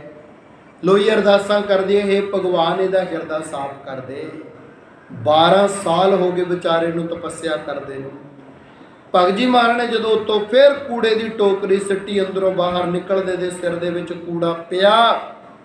ਸਾਧ ਸੰਗਤ ਜੀ ਗੋਡਿਆਂ 'ਚ ਸਿਰ ਦੇ ਕੇ ਬਹਿ ਗਿਆ, ਬਰਾਗ ਵਿੱਚ ਆ ਗਿਆ, ਰੋਈ ਜਾਂਦਾ ਤੇ ਕਹਿੰਦਾ ਐ ਸੁਆਹ ਪਾਉਣ ਵਾਲਿਆ ਤੂੰ ਚੰਗਾ ਕੀਤਾ ਹੀ, ਇਹ ਮੇਰਾ ਸਿਰ ਹੰਕਾਰੀ ਸੀ, ਇਹਦੇ ਵਿੱਚ ਸੁਆਹ ਪੈਣੀ ਚਾਹੀਦੀ, ਮਿੱਟੀ ਘੱਟਾ ਪੈਣਾ ਚਾਹੀਦਾ ਸੀ। ਹੁਣ ਤੱਕ ਇਹ ਸਿਰ ਹੰਕਾਰ 'ਚ ਤੁਰਿਆ ਫਿਰੀ ਗਿਆ, ਤਾਂ ਹੀ ਹੁਣ ਤੱਕ ਕੋਈ ਪ੍ਰਾਪਤੀ ਨਹੀਂ ਕੀਤੀ। ਜੇ ਪਹਿਲੇ ਨਿਮਰਤਾ ਧਾਰਨ ਕੀਤੀ ਹੁੰਦੀ, ਅੱਜ ਮੈਂ ਵੀ ਕਿਸੇ ਰੁਤਬੇ ਨੂੰ ਪ੍ਰਾਪਤ ਕਰ ਲੈਂਦਾ। ਵਿਦਵਾਨ ਸੱਜਣੇ ਗੱਲ ਦੱਸਦੇ ਨੇ, ਮੈਂ ਮੇਰੀ ਨੂੰ ਮਾਰ ਕੇ ਨਿੱਕੀ ਕਰਕੇ ਕੁੱਟ, ਭਰੇ ਖਜ਼ਾਨੇ ਨਾਮ ਦੇ ਤੂੰ ਨੀਵਾ ਹੋ ਕੇ ਲੁੱਟ। ਨਾਨਕ ਨੀਵਾ ਜੋ ਚੱਲੇ ਲੱਗੇ ਨਾ ਤੱਤੀ ਵਾਓ। ਕਹਿੰਦੇ ਇਸ ਕਰਕੇ ਨਿਮਰਤਾ ਜ਼ਰੂਰੀ ਹੈ। ਮਾਤਾ ਖੁਸ਼ ਹੋ ਗਈ, ਇਹਦੇ ਤੇ ਕਿਰਪਾ ਹੋ ਗਈ, ਨਿਮਰਤਾ 'ਚ ਆ ਗਿਆ। ਸ਼ੁਕਰ ਹੈ ਇਹਦੇ ਪਾਪ ਕੱਟੇ ਗਏ, ਦੁੱਖ ਕੱਟੇ ਗਏ। ਭਗਤ ਕਬੀਰ ਜੀ ਮਹਾਰਾਜ ਜਦੋਂ ਆਏ ਨੀਚੇ ਆ ਕੇ ਪੁੱਛਦੇ, ਹਾਂ ਲੋਈਏ ਕੀ ਬਣਿਆ? ਕਹਿੰਦੀ ਮਹਾਰਾਜ ਤੁਹਾਡੀ ਕਸੌਟੀ 'ਚੋਂ ਰਾਜਾ ਪਾਸ ਹੋ ਗਿਆ। ਫਿਰ ਭਗਤ ਜੀ ਮਹਾਰਾਜ ਨੇ ਉਹਨੂੰ ਨਾਮ ਦੀ ਦਾਤ ਦਿੱਤੀ, ਭਜਨ ਸਿਮਰਨ ਬੰਦਗੀ ਦਿੱਤੀ, ਅਤੇ ਅੰਦਰ ਬੈਠੇ ਵਾਹਿਗੁਰੂ ਦੇ ਨਾਲ ਮਿਲਾ ਦਿੱਤਾ। ਆਪ ਰੱਬ ਬਣ ਕੇ ਨਹੀਂ ਬੈਠੇ ਕਿ ਅੱਜ ਮੈਨੂੰ ਟੇਕ ਮੱਥਾ, ਮੈਂ ਭਗਵਾਨ ਆ। ਸਾਧੂ ਸੰਤ ਗੁਰੂ ਲੋਕ ਸਾਨੂੰ ਅਕਾਲ ਪੁਰਖ ਨਾਲ ਜੋੜਨ ਵਾਸਤੇ ਆਉਂਦੇ ਹੈ, ਖੁਦ ਭਗਵਾਨ ਨਹੀਂ ਹੁੰਦੇ। ਜੇ ਅਸੀਂ ਉਹਨਾਂ ਨੂੰ ਨਮਸਕਾਰ ਕਰਦੇ ਆ ਨਾ, ਉਹਨਾਂ ਦਾ ਸਤਿਕਾਰ ਕਰਦੇ ਆ। ਜੋ ਦਿਸੈ ਗੁਰ ਸਿੱਖੜਾ ਤਿਸ ਨਿਵ ਨਿਵ ਲਾਗਾ ਪਾਏ ਜੀਓ। ਬਾਣੀ 'ਚ ਲਿਖਿਆ ਵੀ ਜੇ ਸਾਨੂੰ ਕੋਈ ਰੱਬ ਦਾ ਪਿਆਰਾ, ਰੱਬ ਨਾਲ ਜੋੜਨ ਵਾਲਾ ਮਿਲ ਗਿਆ, ਅਸੀਂ ਝੁਕ ਝੁਕ ਕੇ ਮੱਥੇ ਟੇਕੀਏ। ਗੁਰਬਾਣੀ 'ਚ ਲਿਖਿਆ ਹੋਇਆ, ਜੋ ਦਿਸੈ ਗੁਰ ਸਿੱਖੜਾ ਤਿਸ ਨਿਵ ਨਿਵ ਲਾਗਾ ਪਾਏ ਜੀ। ਉਹਨੂੰ ਮੱਥੇ ਟੇਕਾਂ। ਦਾਨ ਮਹਿੰਡਾ ਤਲੀ ਖਾਕ ਜੇ ਮਿਲੇ ਤਾਂ ਮਸਤਕ ਲਾਈਏ। ਮਾੜੇ ਕਰਮਾਂ ਦੀ ਰੇਖਾ ਨੂੰ ਮੇਟਣ ਦੀ ਸਮਰੱਥਾ ਸਾਧੂਆਂ ਦੀ ਚਰਨ ਧੂੜੀ ਦੇ ਵਿੱਚ ਹੀ ਹੋਇਆ ਕਰਦੀ ਹੈ। ਫਿਰ ਉਹਨੂੰ ਨਾਮ ਦਾਨ ਦਿੱਤਾ ਗਿਆ। ਅਸੀਂ ਦੱਸਣ ਲੱਗੇ ਸਾਂ, ਇੱਕ ਵਿਚਾਰਾ ਪਖੰਡੀ, ਉਹਦਾ ਚਿੱਤ ਕੀਤਾ ਕਬੀਰ ਦੀ ਬੜੀ ਚੜ੍ਹਾਈ ਹੈ। ਸਾਰੇ ਲੋਕ ਕਬੀਰ ਕਬੀਰ ਕਰੀ ਜਾਂਦੇ ਹੈ। ਜਿੱਧਰ ਦੇਖੋ ਧੰਨ ਕਬੀਰ, ਜਿੱਧਰ ਦੇਖੋ ਧੰਨ ਕਬੀਰ। ਆਪਾਂ ਵੀ ਕਬੀਰ ਬਣੋ। ਕਬੀਰ ਮੈਨੇ ਵੱਡਾ, ਅਸੀਂ ਪਹਿਲਾਂ ਦੱਸ ਕੇ ਹਟਿਆ। ਕਬੀਰ ਮੈਨੇ ਵੱਡਾ, ਸ੍ਰੇਸ਼ਟ, ਉੱਤਮ। ਕਹਿੰਦਾ ਮੈਂ ਵੀ ਵੱਡਾ ਬਣਨਾ ਚਾਹੁੰਦਾ। ਸਾਧ ਸੰਗਤ ਕਹਿੰਦਾ 2 ਦਿਨ ਮੈਂ ਦੇਖਦਾ ਕਬੀਰ ਸਾਰੀ ਪ੍ਰਕਿਰਿਆ ਘਰ ਵਿੱਚ ਕੀ ਕਰਦਾ ਹੈ। ਜਿਵੇਂ ਜਿਵੇਂ ਕਬੀਰ ਕਰਦਾ ਉਵੇਂ ਉਵੇਂ ਆਪਾਂ ਕਰਿਆ ਕਰਾਂਗੇ। ਤੇ ਜਿਹੜੀਆਂ ਉਹਦੀਆਂ ਹਰਕਤਾਂ ਨੇ ਸਾਰੇ ਦਿਨ ਦੀਆਂ, ਉਹਦੇ ਮੁਤਾਬਕ ਆਪਾਂ ਚੱਲਿਆ ਕਰਾਂਗੇ। ਆਪਾਂ ਕਬੀਰ ਬਣ ਜਾਾਂਗੇ, ਸੰਤ ਬਣ ਜਾਾਂਗੇ। ਸਾਧ ਸੰਗਤ ਜੀ ਲੁਕ ਕੇ ਦੇਖਣ ਲੱਗ ਗਿਆ। ਭਗਤ ਜੀਆਂ ਨੂੰ ਲੁਕ ਕੇ ਦੇਖਦਾ ਹੈ ਕਿ ਭਗਤ ਜੀ ਕੀ ਕੁਝ ਕਰ ਰਹੇ ਨੇ। ਹੁਣ ਭਗਤ ਜੀ ਪਹਿਲਾਂ ਤਾਂ ਨਾਮ ਜਪਦੇ ਸੀ, ਮਾਲਾ ਫੇਰਦੇ ਸੀ, ਸੰਗਤਾਂ ਨੂੰ ਪ੍ਰਵਚਨ ਦਿੰਦੇ ਸੀ। ਹੁਣ ਜਾਣੀ ਜਾਣ ਦਿਲਾਂ ਦੀਆਂ ਜਾਣਦਾ, ਬਿਨ ਬੋਲਿਆ ਰਮਜ ਪਛਾਣਦਾ। ਉਹਨਾਂ ਨੇ ਦੇਖਿਆ ਵੀ ਉਹ ਇੱਕ ਪਖੰਡੀ ਮੈਨੂੰ ਲੁਕ ਲੁਕ ਕੇ ਵੇਖਦਾ, ਮੇਰੀ ਨਕਲ ਕਰਨੀ ਚਾਹੁੰਦਾ। ਭਗਤ ਜੀ ਮਹਾਰਾਜ ਨੇ ਅਲੱਗ ਹੀ ਪ੍ਰਕਿਰਿਆ ਸ਼ੁਰੂ ਕਰ ਲਈ। ਕਹਿੰਦੇ ਭਾਗਵਾਨੇ, ਮਾਤਾ ਲੋਈ ਜੀ ਨੂੰ ਕਹਿੰਦੇ, ਭਾਗਵਾਨੇ ਆਕਾਸ਼ ਵੱਲ ਦੇਖ ਕਿੰਨੇ ਬੱਦਲ ਆ ਗਏ। ਬਹੁਤ ਧੁੱਪ ਸੀ, ਜਿਵੇਂ ਆ ਹੁਣ ਜੂਨ ਜੁਲਾਈ ਦੇ ਵਿੱਚ ਗਰਮੀ ਪੈਂਦੀ ਹੈ, 45 ਡਿਗਰੀ ਟੈਂਪਰੇਚਰ ਹੈ। ਐਵੇਂ ਕਿਵੇਂ? ਉਹ ਬੜੀ ਜ਼ਿਆਦਾ ਧੁੱਪ। ਕਹਿੰਦੇ ਹਾਂ ਸੁਆਮੀ ਜੀ ਮਹਾਰਾਜ, ਬੜੇ ਬੱਦਲ ਚੜ੍ਹ ਕੇ ਆ ਗਏ। ਆਗਿਆਕਾਰ ਇਸਤਰੀ, ਆਗਿਆਕਾਰ ਪਤੀ ਹੋਵੇ, ਆਗਿਆਕਾਰ ਇਸਤਰੀ ਹੋਵੇ, ਘਰ ਸਵਰਗ ਬਣ ਜਾਂਦਾ ਹੈ। ਜਿਸ ਘਰ ਦੇ ਵਿੱਚ ਪਤੀ ਅਤੇ ਪਤਨੀ ਦੀ ਨਾ ਬਣਦੀ ਹੋਵੇ, ਆਪਸ ਵਿੱਚ ਮਤਭੇਦ ਹੁੰਦੇ ਹੋਣ, ਲੜਾਈ ਝਗੜਾ ਹੋਵੇ, ਉਹਨਾਂ ਨੂੰ ਉੱਪਰ ਵਾਲਾ ਨਰਕ ਦੇਖਣ ਦੀ ਲੋੜ ਨਹੀਂ, ਉਹਨਾਂ ਦਾ ਇੱਥੇ ਨਰਕ ਹੁੰਦਾ ਹੈ। ਜੇ ਦੋਨੋਂ ਪਤੀ ਪਤਨੀ ਦੇ ਵਿੱਚ ਪਿਆਰ ਨਹੀਂ ਹੈਗਾ, ਸਾਧ ਸੰਗਤ ਮੈਂ ਵੈਸੇ ਵਚਨ ਕਰਦਾ ਰਹਿਣਾ ਆਮ ਖਾਸ, ਵੀ ਪਿਆਰ ਨਹੀਂ ਹੈ, ਘਰੋਂ ਲੜ ਕੇ ਗਏ ਨੇ, ਪਾਰਟੀ ਵਿੱਚ ਜਾ ਕੇ ਇੱਕ ਪਲੇਟ 'ਚ ਰੋਟੀ ਖਾਂਦੇ ਨੇ, ਇਹਨਾਂ ਨੂੰ ਪਿਆਰ ਨਹੀਂ ਕਿਹਾ ਜਾ ਸਕਦਾ। ਪਤੀ ਹਜ਼ਾਰਾਂ ਕਿਲੋਮੀਟਰ ਦੂਰ, ਪਤਨੀ ਹਜ਼ਾਰਾਂ ਕਿਲੋਮੀਟਰ ਦੂਰ, ਉੱਥੇ ਬੈਠਿਆਂ ਨੂੰ ਵੀ ਇੱਕ ਦੂਜੇ ਦਾ ਭੈ ਹੋਵੇ, ਇੱਕ ਦੂਜੇ ਦਾ ਡਰ ਹੋਵੇ, ਇਹਨੂੰ ਪਿਆਰ ਕਿਹਾ ਜਾਂਦਾ ਹੈ। ਸਾਧ ਸੰਗਤ ਹੁਣ ਕਹਿਣ ਲੱਗੇ, ਹਾਂ ਲੋਈ ਦੇਖ ਬੱਦਲ ਕਿੰਨਾ ਚੜ੍ਹ, ਕਹਿੰਦੀ ਹਾਂ ਮਾਰੇ ਬੜਾ ਬੱਦਲ ਚੜ੍ਹ ਕੇ ਆ ਗਿਆ। ਹੁਣ ਉਹ ਦੇਖ ਰਿਹਾ ਅਸੀਂ ਕੀ ਕਰਦੇ ਨੇ। ਕਹਿੰਦੇ ਐਂ ਕਰ, ਆਪਣੀ ਨਾ ਛੰਨ ਜਿਹੜੀ ਇੱਕ ਤੇ ਚੋ ਨਾ ਪਵੇ, ਇਹਦੇ ਵਿੱਚ ਦੀ ਪਾਣੀ ਸਿਮ ਕੇ ਆਪਣੇ ਨੀਚੇ ਘਰ ਦੇ ਅੰਦਰ ਕੁਟੀਆਂ ਦੇ ਵਿੱਚ ਨਾ ਆ ਜਾਵੇ। ਆਪਾਂ ਮਿੱਟੀ ਕੁੱਟ ਲਈਏ। ਆਪਾਂ ਨੂੰ ਪਤਾ ਨਾ, ਜਦੋਂ ਆਪਣੇ ਕੱਚੇ ਘਰ ਹੁੰਦੇ ਸੀ, ਆਪਾਂ ਬੜੇ ਬੜੇ ਮਿੱਟੀ ਦੇ ਰੋਡ ਡਲੇ ਐਂ ਘਰ ਦੇ ਉੱਪਰ, ਛੱਤ ਦੇ ਉੱਤੇ, ਟੈਰਸ ਦੇ ਉੱਪਰ ਉਹ ਐਂ ਰੱਖ ਦਿੰਦੇ ਹੁੰਦੇ। ਜਦੋਂ ਮੀਂਹ ਪੈਂਦਾ ਤਾਂ ਥੋੜ੍ਹਾ ਥੋੜ੍ਹਾ ਖੁਰ ਖੁਰ ਕੇ ਜਿੱਥੇ ਕਿਤੇ ਛੱਤ ਦੇ ਵਿੱਚ ਤਰੇੜਾਂ ਹੁੰਦੀਆਂ, ਉਹਦੇ ਵਿੱਚ ਮਿੱਟੀ ਭਰ ਜਾਇਆ ਕਰਦੀ। ਇਹ ਪੁਰਾਣੀ ਪ੍ਰਕਿਰਿਆ ਹੈ, ਅੱਜ ਦੇ ਬੱਚਿਆਂ ਨੂੰ ਸ਼ਾਇਦ ਨਾ ਪਤਾ ਹੋਵੇ।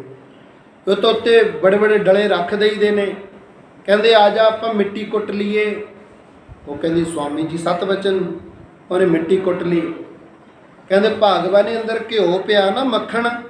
ਕਹਿੰਦੀ ਹਾਂ ਮਹਾਰਾਜ। ਕਹਿੰਦੇ ਲਿਆ ਚੱਕ ਕੇ ਆਪਾਂ ਮਿੱਟੀ ਦੀ ਮੱਖਣ ਦੇ ਵਿੱਚ ਗੁੰਨ ਕੇ ਫੇਰ ਆਪਾਂ ਆਪਣੀ ਕੁਟੀਆਂ ਦੇ ਉੱਪਰ ਪਾਵਾਂਗੇ। ਹੁਣ ਉਹ ਬੰਦਾ ਦੇਖੀ ਜਾਂਦਾ, ਕਹਿੰਦੇ ਤਾਂ ਬੜਾ ਵਧੀਆ ਤਰੀਕਾ ਕਬੀਰ ਬਣਨ ਦਾ। ਇੰਨਾ ਕੀ ਕੰਮ ਹੈ? ਮੈਂ ਸੋਚਿਆ ਕਿਤੇ ਭਗਤੀ ਕਰਦਾ ਹੋਵੇ ਤਾਂ ਕਮਲਾ ਬੰਦਾ ਹੈ, ਇੰਨੇ ਕੁ ਦਾ ਕੰਮ ਮੈਂ ਵੀ ਕਰ ਸਕਦਾ ਹੈ। ਉਹਨਾਂ ਨੇ ਜੀ ਮਿੱਟੀ ਗੁੰਨ ਲਈ ਘਿਓ ਦੇ ਵਿੱਚ। ਹੁਣ ਮਿੱਟੀ ਕਹਿੰਦੇ ਵੀ ਮੈਂ ਉੱਪਰ ਜਾਣਾ, ਆ ਭਰ ਭਰ ਕੇ ਬਾਲਟੀ ਕਹਿ ਲਓ, ਰੱਸੇ ਦੇ ਨਾਲ ਬਾਲਟੀ ਬੰਨ੍ਹ ਕੇ ਇਹ ਮਿੱਟੀ ਉੱਪਰ ਪਹੁੰਚਦੀ ਕਰ, ਮੈਂ ਉੱਤੇ ਲਿਪ ਦੇਵਾਂ। ਕਹਿੰਦੇ ਠੀਕ ਹੈ। ਇਹ ਪ੍ਰਕਿਰਿਆ ਦੇਖ ਕੇ ਘਰੇ ਚਲਿਆ ਗਿਆ ਉਹ ਪਖੰਡੀ ਬੰਦਾ।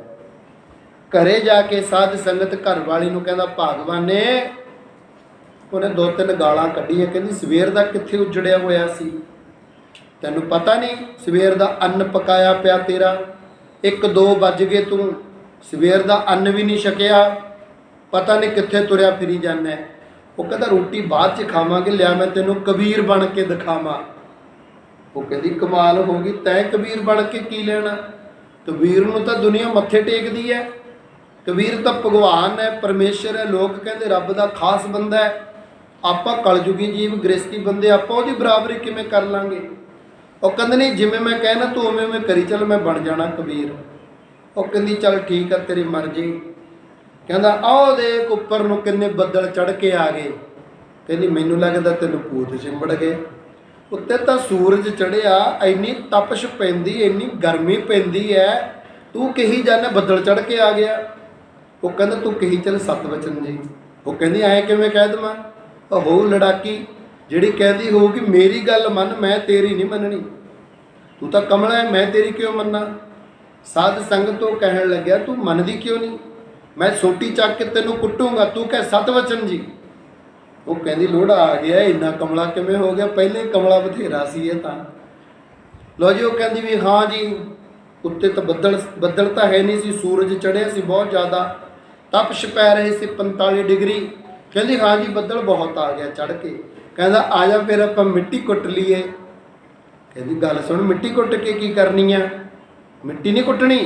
ਕਹਿੰਦਾ ਮਿੱਟੀ ਕੁੱਟਣੀ ਹੈ, ਕੱਪੜੇ ਛਾਣ ਕਰਨੀ, ਵਿੱਚ ਕਿਲੋ ਘਿਓ ਵੀ ਪਾਉਣਾ। ਉਹ ਤਾਂ ਲਾਗੀ ਦਾ ਹੱਥੜੇ ਮਾਰਨ, ਕਹਿੰਦੀ ਮੁੰਡਿਓ ਤੁਹਾਡੇ ਪਿਓ ਨੂੰ ਭੂਤ ਚਿੰਬੜ ਗਏ, ਇਹਦੇ 'ਚ ਤਾਂ ਭੂਤ ਆ ਗਏ। ਇਹ ਪਤਾ ਨਹੀਂ ਦੁਪਹਿਰੇ ਕਿਤੇ ਮੜੀਆਂ ਮਸਾਣਾ ਕਬਰਸਤਾਨਾਂ ਦੇ ਵਿੱਚ ਦੀ ਲੰਘਿਆ ਫਿਰਦਾ, ਸਵੇਰ ਦੀ ਰੋਟੀ ਨਹੀਂ ਖਾਧੀ, ਇਹਦੇ ਅੰਦਰ ਗਰਮੀ ਪੈ ਗਈ, ਇਹ ਕਮਲਾ ਹੋ ਗਿਆ, ਪਾਗਲ ਹੋ ਗਿਆ, ਭੂਤ ਚਿੰਬੜ 100 ਗੱਲਾਂ ਬੋਲਦੀ ਹੈ। ਉਹ ਮੁੰਡੇ ਤੈਨੂੰ ਪਤਾ ਹੀ ਹੈ ਭਾਈ, ਫਿਰ ਅੱਜ ਕੱਲ੍ਹ ਕਹਿੰਦੇ ਮੈਂ ਤਾਂ ਪਹਿਲੇ ਕਹਿੰਦਾ ਸੀ ਬਾਪੂ ਥੋੜ੍ਹਾ ਜਿਹਾ ਵਿਗੜਿਆ ਹੋਇਆ, ਇਹਨੂੰ ਠੀਕ ਕਰ ਲਈਏ। ਐਂ ਕਰ, ਉਹ ਜਿਹੜਾ ਧੁੱਪੇ ਇੱਕ ਟੰਬਾ ਗੱਡਿਆ ਹੋਇਆ ਨਾ, ਬਾਪੂ ਦੇ ਹੱਥ ਪੈਰ ਬੰਨ੍ਹ ਕੇ ਟੰਬੇ ਦੇ ਨਾਲ ਧੁੱਪੇ ਬੰਨ੍ਹ ਦਿਓ, ਜਿਉਂ-ਜਿਉਂ ਇਹਨੂੰ ਸੇਕ ਲੱਗੂ ਤਿਉਂ-ਤਿਉਂ ਭੂਤ ਨਿਕਲਣਗੇ, ਇਹਦੇ ਤਿਉਂ-ਤਿਉਂ ਭੂਤ ਇਹਦੇ ਵਿੱਚੋਂ ਬਾਹਰ ਨਿਕਲਣਗੇ। ਸਾਧ ਸੰਗਤ ਉਹ ਕਹਿੰਦਾ ਮੈਂ ਕਬੀਰ ਬਣ ਗਿਆ। ਉਹ ਕਹਿੰਦੇ ਤੂੰ ਕਬੀਰ ਕਿਵੇਂ ਬਣ ਜਾਏਗਾ? ਉਹ ਭਗਵਾਨ ਹੈ, ਉਹ ਰੱਬ ਹੈ, ਉਹਦੀ ਰੀਸ ਆਪਾਂ ਕਿੱਦਾਂ ਕਰ ਸਕਦੇ ਹਾਂ? ਉਹ ਭਗਵਾਨ ਹੈ, ਕਬੀਰ ਸ੍ਰੇਸ਼ਟ ਹੈ, ਬੰਦਗੀ ਕਰਦਾ ਹੈ, ਬੜੇ ਬੜੇ ਸਾਧੂ ਉਹਦੇ ਕੋਲ ਆਉਂਦੇ ਨੇ ਨਾਮ ਦੀ ਚਰਚਾ ਕਰਨ ਵਾਸਤੇ, ਤੂੰ ਕਬੀਰ ਕਿਵੇਂ ਬਣ ਸਕਦਾ ਹੈ? ਉਹ ਕਹਿੰਦਾ ਮੈਨੂੰ ਰੱਸਾ ਤਾਂ ਖੋਲੋ, ਮੇਰਾ ਸੰਗਲ ਤਾਂ ਖੋਲੋ, ਤੁਸੀਂ ਮੈਨੂੰ ਧੁੱਪੇ ਬੰਨ੍ਹ ਤਾਂ ਮੈਂ ਤੁਹਾਨੂੰ ਸ਼ਰਾਪ ਦੇ ਦੂੰਗਾ, ਤੁਹਾਨੂੰ ਪਾਪ ਲੱਗੂਗਾ। ਉਹ ਕਹਿੰਦੇ ਪਾਪ ਨਹੀਂ ਲੱਗਦਾ, ਅਸੀਂ ਤੈਨੂੰ ਠੀਕ ਕਰ ਰਹੇ ਹਾਂ, ਤੇਰੇ ਭੂਤ ਕੱਢ ਰਹੇ ਹਾਂ ਜਿਹੜੇ ਤੇਰੇ ਵਿੱਚ ਬੜੇ ਹੋਏ ਨੇ। ਸਾਧ ਸੰਗਤ ਜਦੋਂ ਕਸ਼ਮਕਸ਼ ਹੁੰਦੇ ਆ, ਦੁਪਹਿਰ ਸਾਰੀ ਉਹਦੇ ਉੱਤੋਂ ਦੀ ਲੰਘ ਗਈ, ਸ਼ਾਮ ਦੇ ਟਾਈਮ ਭਗਤ ਕਬੀਰ ਜੀ ਮਹਾਰਾਜ ਕਹਿੰਦੇ ਜਾ ਕੇ ਦੇਖੀਏ ਬਣ ਗਿਆ ਕਬੀਰ, ਆ ਗਈਆਂ ਸ਼ਕਤੀਆਂ ਉਹਦੇ ਵਿੱਚ, ਦੁਨੀਆ ਲੱਗ ਗਈ ਉਹਨੂੰ ਮੱਥਾ ਟੇਕਣ, ਦੇਖ ਕੇ ਤਾਂ ਆਈਏ। ਸਾਧ ਸੰਗਤ ਜਦੋਂ ਭਗਤ ਜੀ ਮਹਾਰਾਜ ਤੁਰੇ ਆ ਰਹੇ ਨੇ, ਉਹ ਸਾਰਾ ਪਰਿਵਾਰ ਭਗਤ ਜੀ ਮਹਾਰਾਜ ਨੂੰ ਮੱਥੇ ਟੇਕਦਾ ਹੈ। ਤੇ ਮੁੰਡੇ ਕਹਿੰਦੇ ਬਾਬਾ ਜੀ ਇਹ ਕਹੀ ਜਾਂਦਾ ਮੈਂ ਕਬੀਰ ਬਣ ਗਿਆ, ਕਿਰਪਾ ਕਰੋ ਮਹਾਰਾਜ, ਇਹਦੇ 'ਚ ਭੂਤ ਆ ਗਏ, ਅਸੀਂ ਤਾਂ ਦੁਪਹਿਰ ਦੇ ਧੁੱਪੇ ਬੰਨਿਆ ਹੋਇਆ ਵੀ ਇਹਦੇ ਧੁੱਪ ਦੇ ਨਾਲ ਇਹਦੇ ਭੂਤ ਨਿਕਲ ਜਾਣ, ਕਿਰਪਾ ਕਰੋ ਇਹਨੂੰ ਠੀਕ ਕਰੋ।